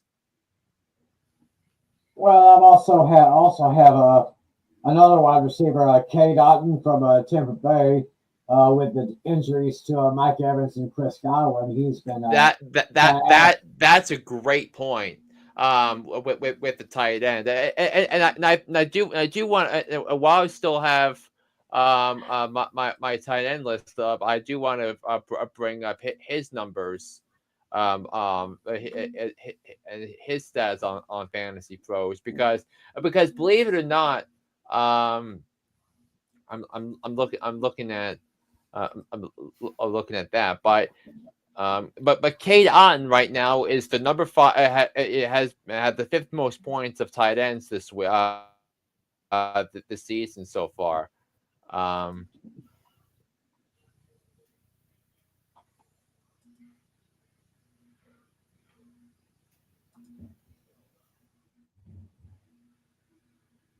Let's see here.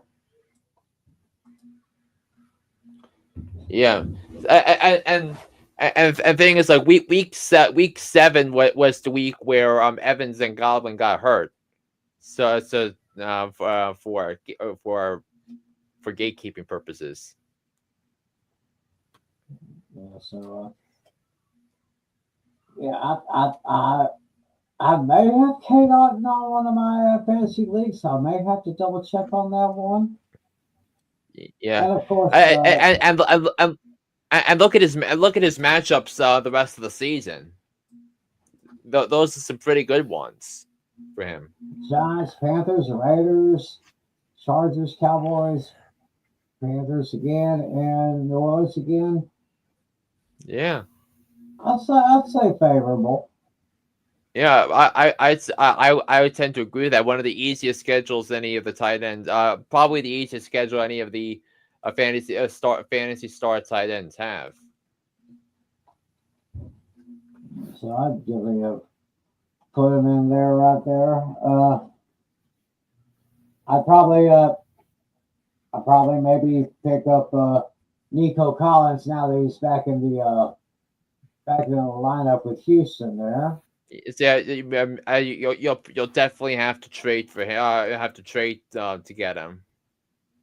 Yeah, if I have to do that. So yeah, that's basically who I got right there for my pickups.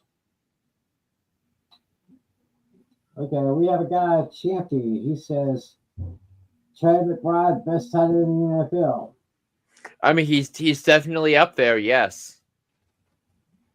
He is up there.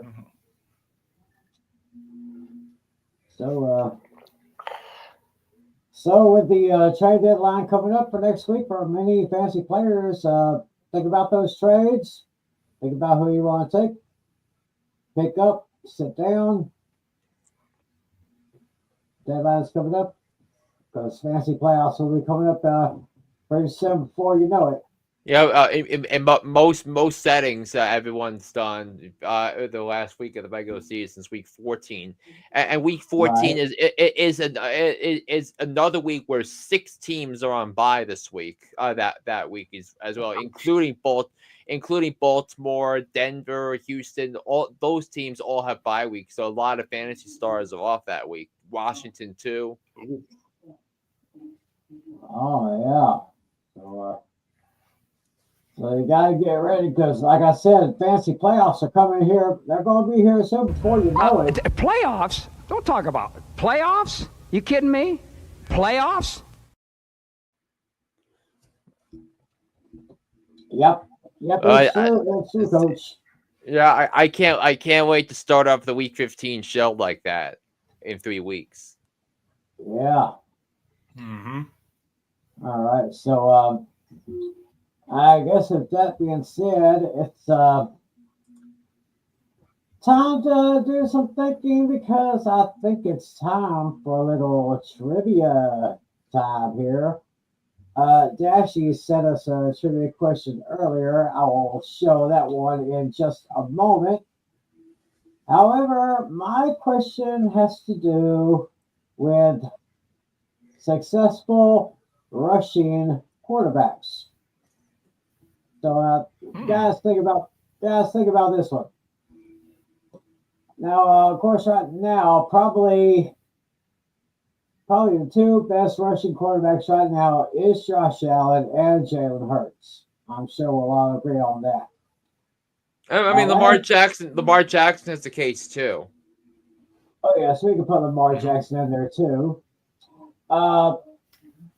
Last year, Josh Allen and Jalen Hurts tied for the record for most rushing touchdowns in a season by a quarterback. They each had 15. By the way, Josh Allen is actually second all time with 58, and Jalen Hurts is third all time with 52. So, the obvious question: which quarterback holds the all-time record for most rushing touchdowns? There's your question. And let's see what Dashy had for us. When Cleve Blakeman called the Titans player Mike Brown for launching when he didn't, when was the other time the Titans/Oilers got screwed by the officials that cost them? Oh, what kind of question is that? I mean, I think he's got to be thinking of one of those AFC Championship games when the Oilers lost to Pittsburgh. Because I think they lost to them twice in a row, and one of those games was had a couple of controversial calls that hurt the Oilers. So who were they playing in that game? Steelers, right? Yeah, it was. I think it was the '79 AFC Championship game. Yeah. 79 AFC Championship game, Steelers and Oilers. I'm kind of thinking back a few years after that, but I wouldn't think I'm correct. It would probably be the infamous wild card game between the Oilers and the Bills. Yeah, but I mean, if you blow a 35-3 lead, you can't blame the refs on that one. Well, I suppose so, but that's a very interesting question. You guys have any questions, or did you come up with any? I didn't come up with one this week, no. I do not have one either. Okay, well, I guess it's just me and Dashy, and we will get to our answers right after we look ahead to week 12 in the NFL. It's Yes, we do. It is time to check our numbers. First of all, here, let me get this screen up here on my laptop here. Let me get the full screen there. All right. Okay. Last week, Natale and I did pretty well last week. We went 12-2 straight up. I went 12-2 against the spread, while Natale went 10-4. Flynn did a little better with us straight up, 13-1 straight up, and 10-4 on against the spread. So far after 11 weeks against the spread, or straight up for the season, I'm a 111-55. Natale is 113-53, and Flynn is 107-59. Against the spread for the season, I have the lead with 93-71-2. Natale with 87-77-2. Flynn has 81-83-2. So those are numbers, our stats after 11 weeks of pick'ems and going against the spread here. And so I think Flynn's only loss was the Jets, right? No, the only loss was Seattle, San Francisco. Oh, right. I think the only difference we had in any of our straight up picks was that I took the Colts while both of you took the Jets. Yeah, but I took the Jets with the points, so I salvaged that a little bit. You salvaged the spread. Sorry, I took the Colts with the points. Sorry. Yeah. I covered the Colts with the spread, I believe. Yeah. Okay, so before we get into the schedule, there are 6 teams on the bye this week. That would be the Atlanta Falcons, the Buffalo Bills, Cincinnati Bengals, New Orleans Saints, New York Jets, and Jacksonville Jaguars. So, any of you players out there who have any players who play for the Falcons, Bills, Bengals, Saints, Jets, and Jaguars on your squad, you're going to have to bench them or just drop them. They will do you no good. Starting Thursday night football, we have the Steelers and the Browns, another AFC North matchup. We all are taking the Steelers to win and cover. Yeah, I mean, in terms of fantasy, what matchups do you like or don't you like? I kind of like George Pickens' matchup against the suspect Brown secondary that just got torched by the Saints. Also, I kind of like Najee Harris as well to have a good game. But I'm concerned about the Browns receivers. So I don't think I would play any of them this week. Yeah, I'm kind of looking for Russell Wilson to have another great game on this one. And we have Sunday matchups right now, starting in Charlotte, North Carolina, where the Panthers will be hosting the Kansas City Chiefs. Chiefs are 10.5-point favorites. I guess it is no surprise that we are all taking the Chiefs to win and cover very convincingly. Flynn, you're only seeing the Chiefs getting 20 points. I think this is going to be a defensive game here. Because I think Carol. Because I think if the city has been proven they've been inconsistent. I think I'm more concerned offensively for Kansas City than defensively. But I just think Steve Spagnuolo against Bryce Young is just not a fair matchup. So I think I would not, which is why kind of the reason why I'm starting Tyrone Tracy over Chuba Hubbard, because I don't think he's going to get a touchdown this week. So it's going to be a low scoring game for sure. Yeah. As far as me and Tim on this one, Tim, you know what to do. Oh yes. Wait a minute, is this yours? Yeah. I think it's yours also. Oh yeah, I forgot. I have it marked down. I have it marked down under the green highlighter. This is also my lock of the week.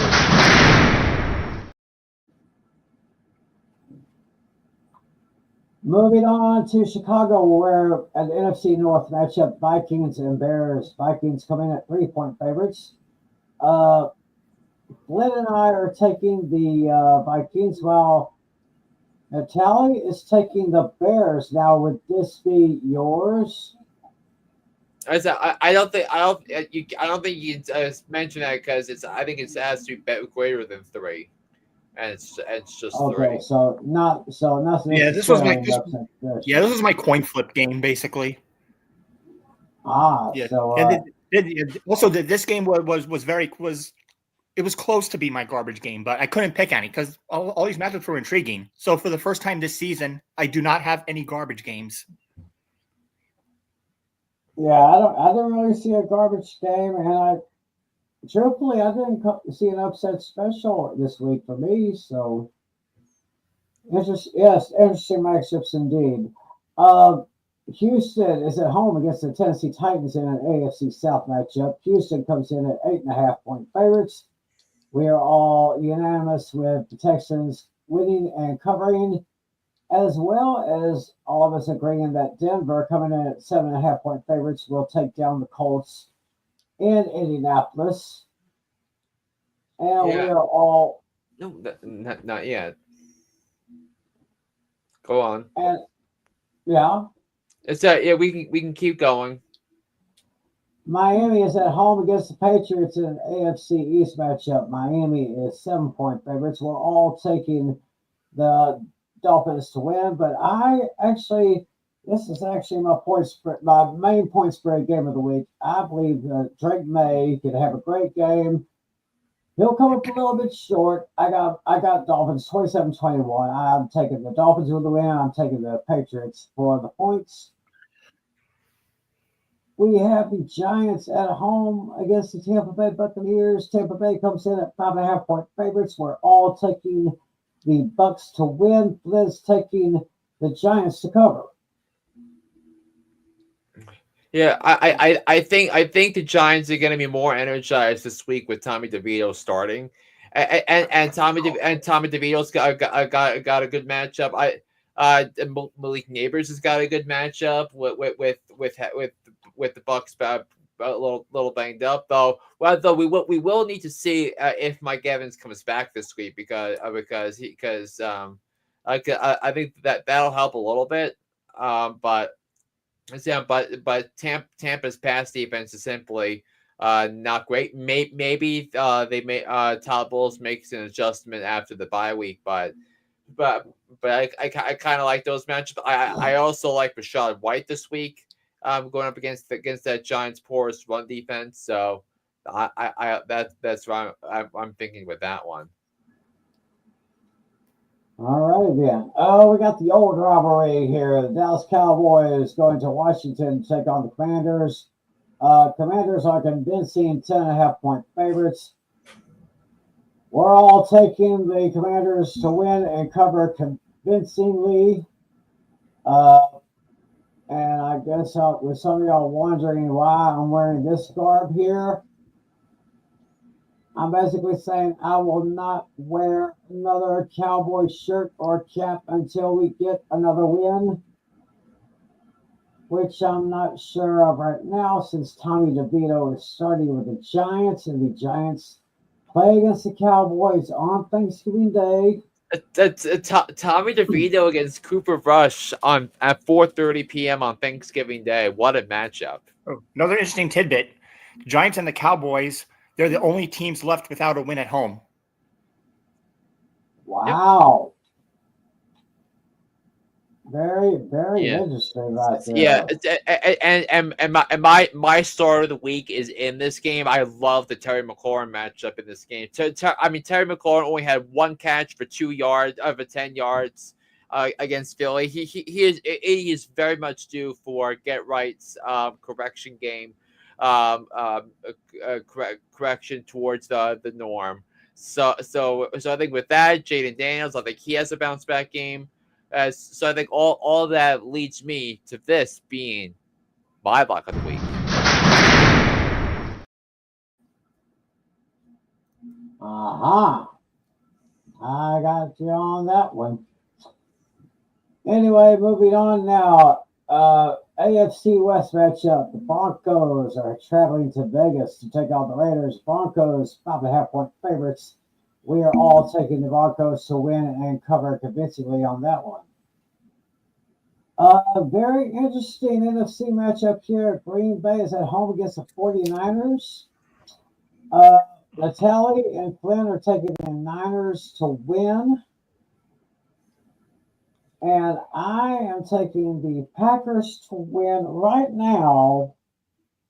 I've got the Packers winning 27-24 if Purdy is not able to start. But if he is able to, I'm kind of flipping that. Yeah. So Yeah, I think the thing with this, I think San Francisco.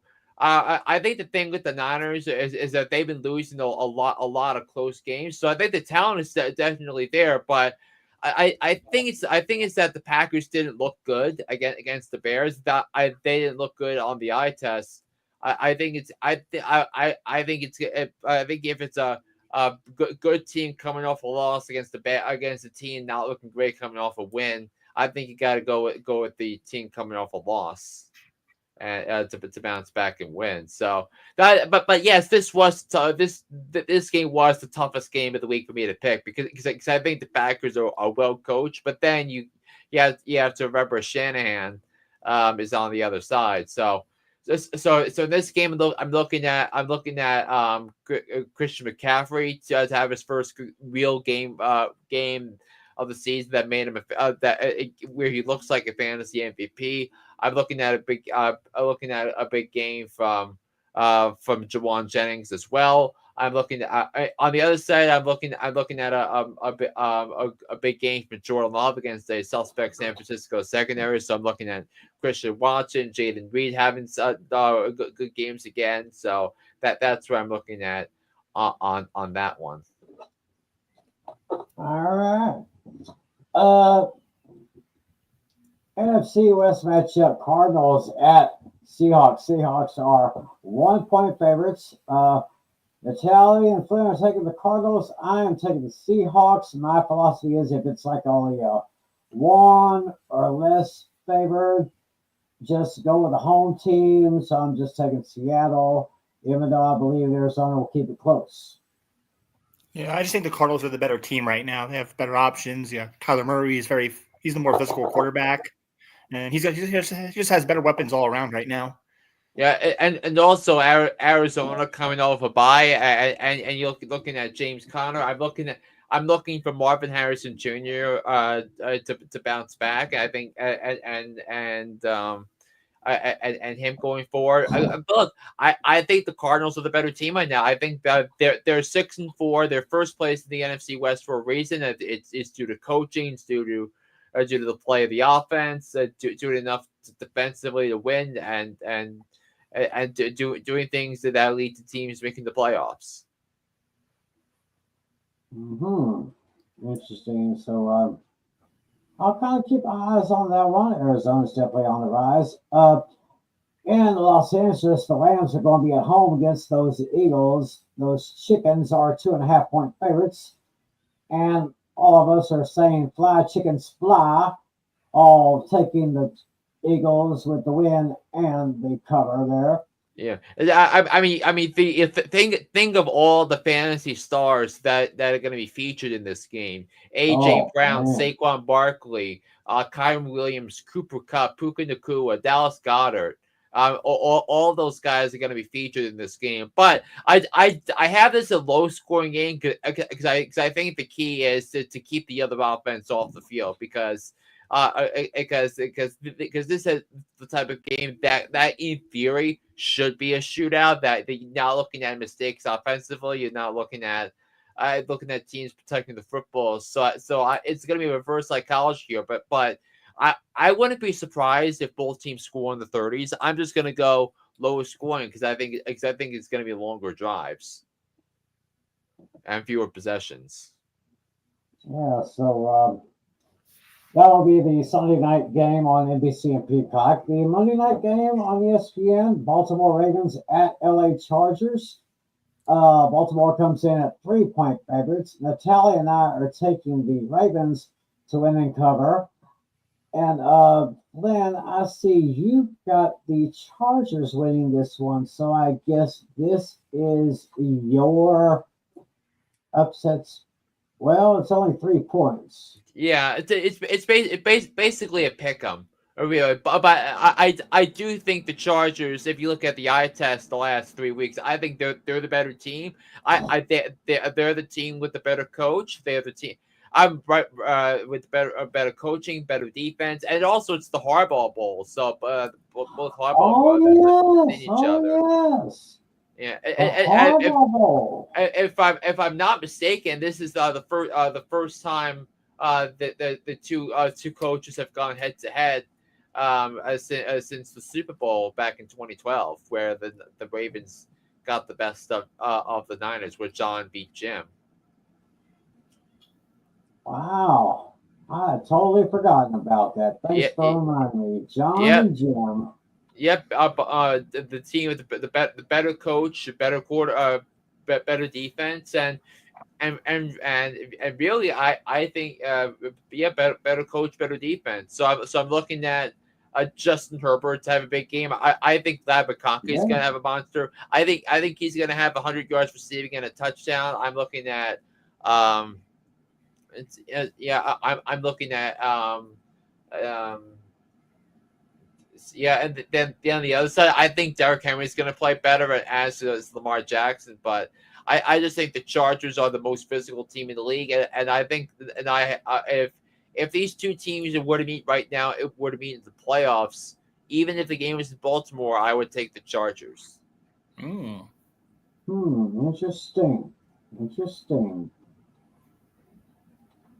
So that is basically our picks and predictions for this week. And now it's time to answer those questions. I am going to start with the question that Dashy had earlier. Yeah, the question was here. Let me look at that question again. The Pete White made Titans player Mike Brown launching when he did. When was the other time the Titans always got screwed by the official that cost him? What did you say, Flynn? One of those AFC championship games, and I think it was like the 79 one. Well, Flynn, you are correct. Yeah. It was the 79 AFC championship. The Renfro catch that was ruled incomplete when he was in bounds that led to the rule change in the 1980 off season. Yep. So that was the Steelers and the Oilers. Yep. So very well, Flynn. I will give you some points for that one. Yep. Okay, now time to answer my trivia question. Which quarterback is the all-time leader in rushing touchdowns? Yeah, I have an idea. I'm torn between two players. I have it narrowed down to either Michael Vick or Cam Newton. I know both of these guys like to run a lot. Yeah, With that being said, my guess is Cam Newton. But I think the problem with Cam Newton now, granted Cam Newton obviously could run. He had the Superman for a touchdown to the dab and all that.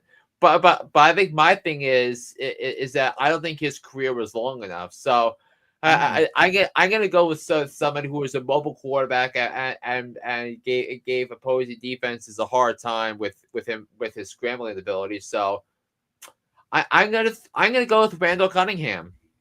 Ooh, that's a good guess. That could be. Randall Cunningham is a good guess. Let me see. Randall Cunningham, he had 35 career rushing touchdowns. He is ranked number 10. Oh. Natale, Mm-hmm. you are correct. Cool. Oh, you got it. How many did Cam Newton have? 75. Jesus Christ. Really? 75 rushing touchdowns. That's the all-time record for rushing touchdowns by a quarterback. Cam Newton. Wait, just out of curiosity, where's Michael Vick? I'm curious to see how many he had. Michael Vick is 8th on the list with 36. Oh, okay. Basically, your top 5 is 75 for Cam Newton, Josh Allen with 58, Jalen Hurts with 52, Steve Young with 43, and Jack Kemp with 40. And so, wasn't he the Vikings guy in the 60s, or I'm thinking of Joe Kemp? Let's see. Let me look up that name before we sign off here. Jack Kemp.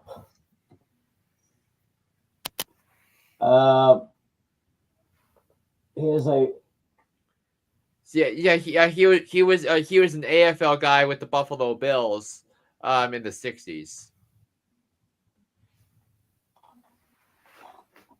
Jack Kemp here. Buffalo Bills. Oh, so he was a politician after he was a. Yeah, it's like because apparently he ran for Congress and he Yeah, former football player. Let me look up his stats here. Yeah, he served in the House of Reps for 18 years, and then he was the he was the head of the Housing and Urban Development Department under George H.W. Bush for 4 years. So basically, I guess you could say Jack Kemp was a journeyman quarterback. Detroit Lions, Pittsburgh Steelers, San Francisco 49ers, New York Giants. Played for the Calgary Stampeders of the Canadian Football League. He played for the Los Angeles/San Diego Chargers from 60 to 62, and then played for Buffalo Bills from 62 to 69. Yes, yeah, but I think the reason for that long journeyman gap was that he served in the military. He just as the war in Vietnam was beginning. Oh yeah, so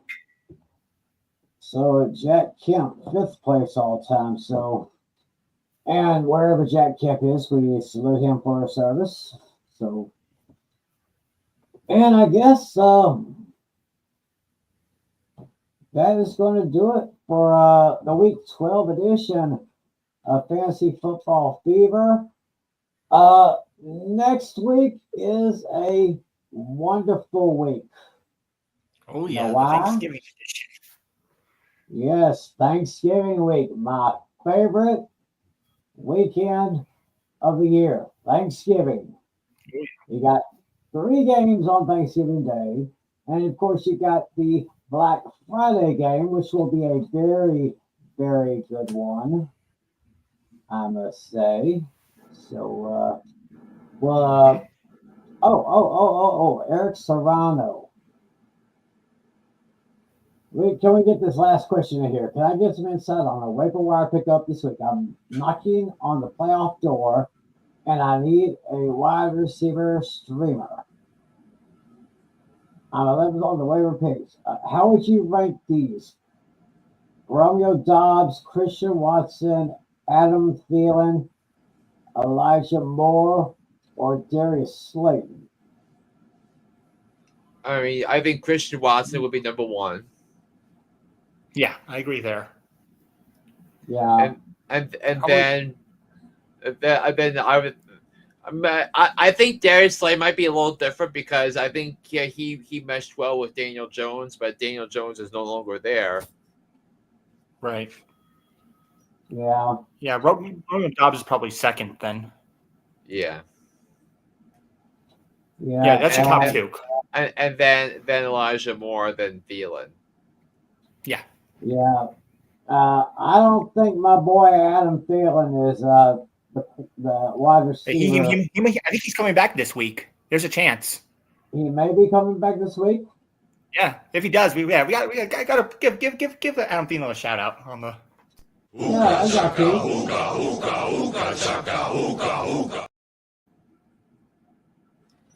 Yeah, I guess once again, some fancy players will be kind of hooked on a Thielen. Yes. So that's the way that goes there. Well, Eric, thank you for your question, and I want to thank all you guys for all your fantasy questions. They've been very, very intriguing, very interesting. Hope you'll keep it up. Keep in mind, for most leagues, fantasy draft. The fantasy trade deadline is next week. So get on the horn. Make those trades if you can. See if you can improve your team because playoffs are coming up soon. Next week is our Thanksgiving show. So hopefully you'll tune into that. In the meantime, once again, a little reminder, listen to this band right here. That's John Flynn with Hooked on Sports on Apple iTunes, Spotify, TuneIn, lots of other platforms here.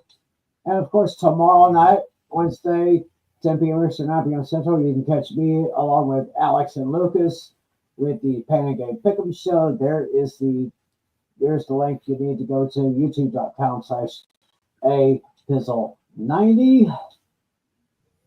So, and what else? Do we have? Because I get it. Yeah. All right. Thanks, guys. Have a great night. Hope you have a great night, too. And I hope all of you have a great night and have a great week. Thanks to my buddies. I can't do this show without them, and we can't do this show without all of you out there. So, with that being said, for Mr. John Flynn, for Mr. John Natale, my name is Tim McClelland. Thank you so much for joining us, everyone. Enjoy the week. Enjoy the games this week. God bless you all. And as always, be a good sport. See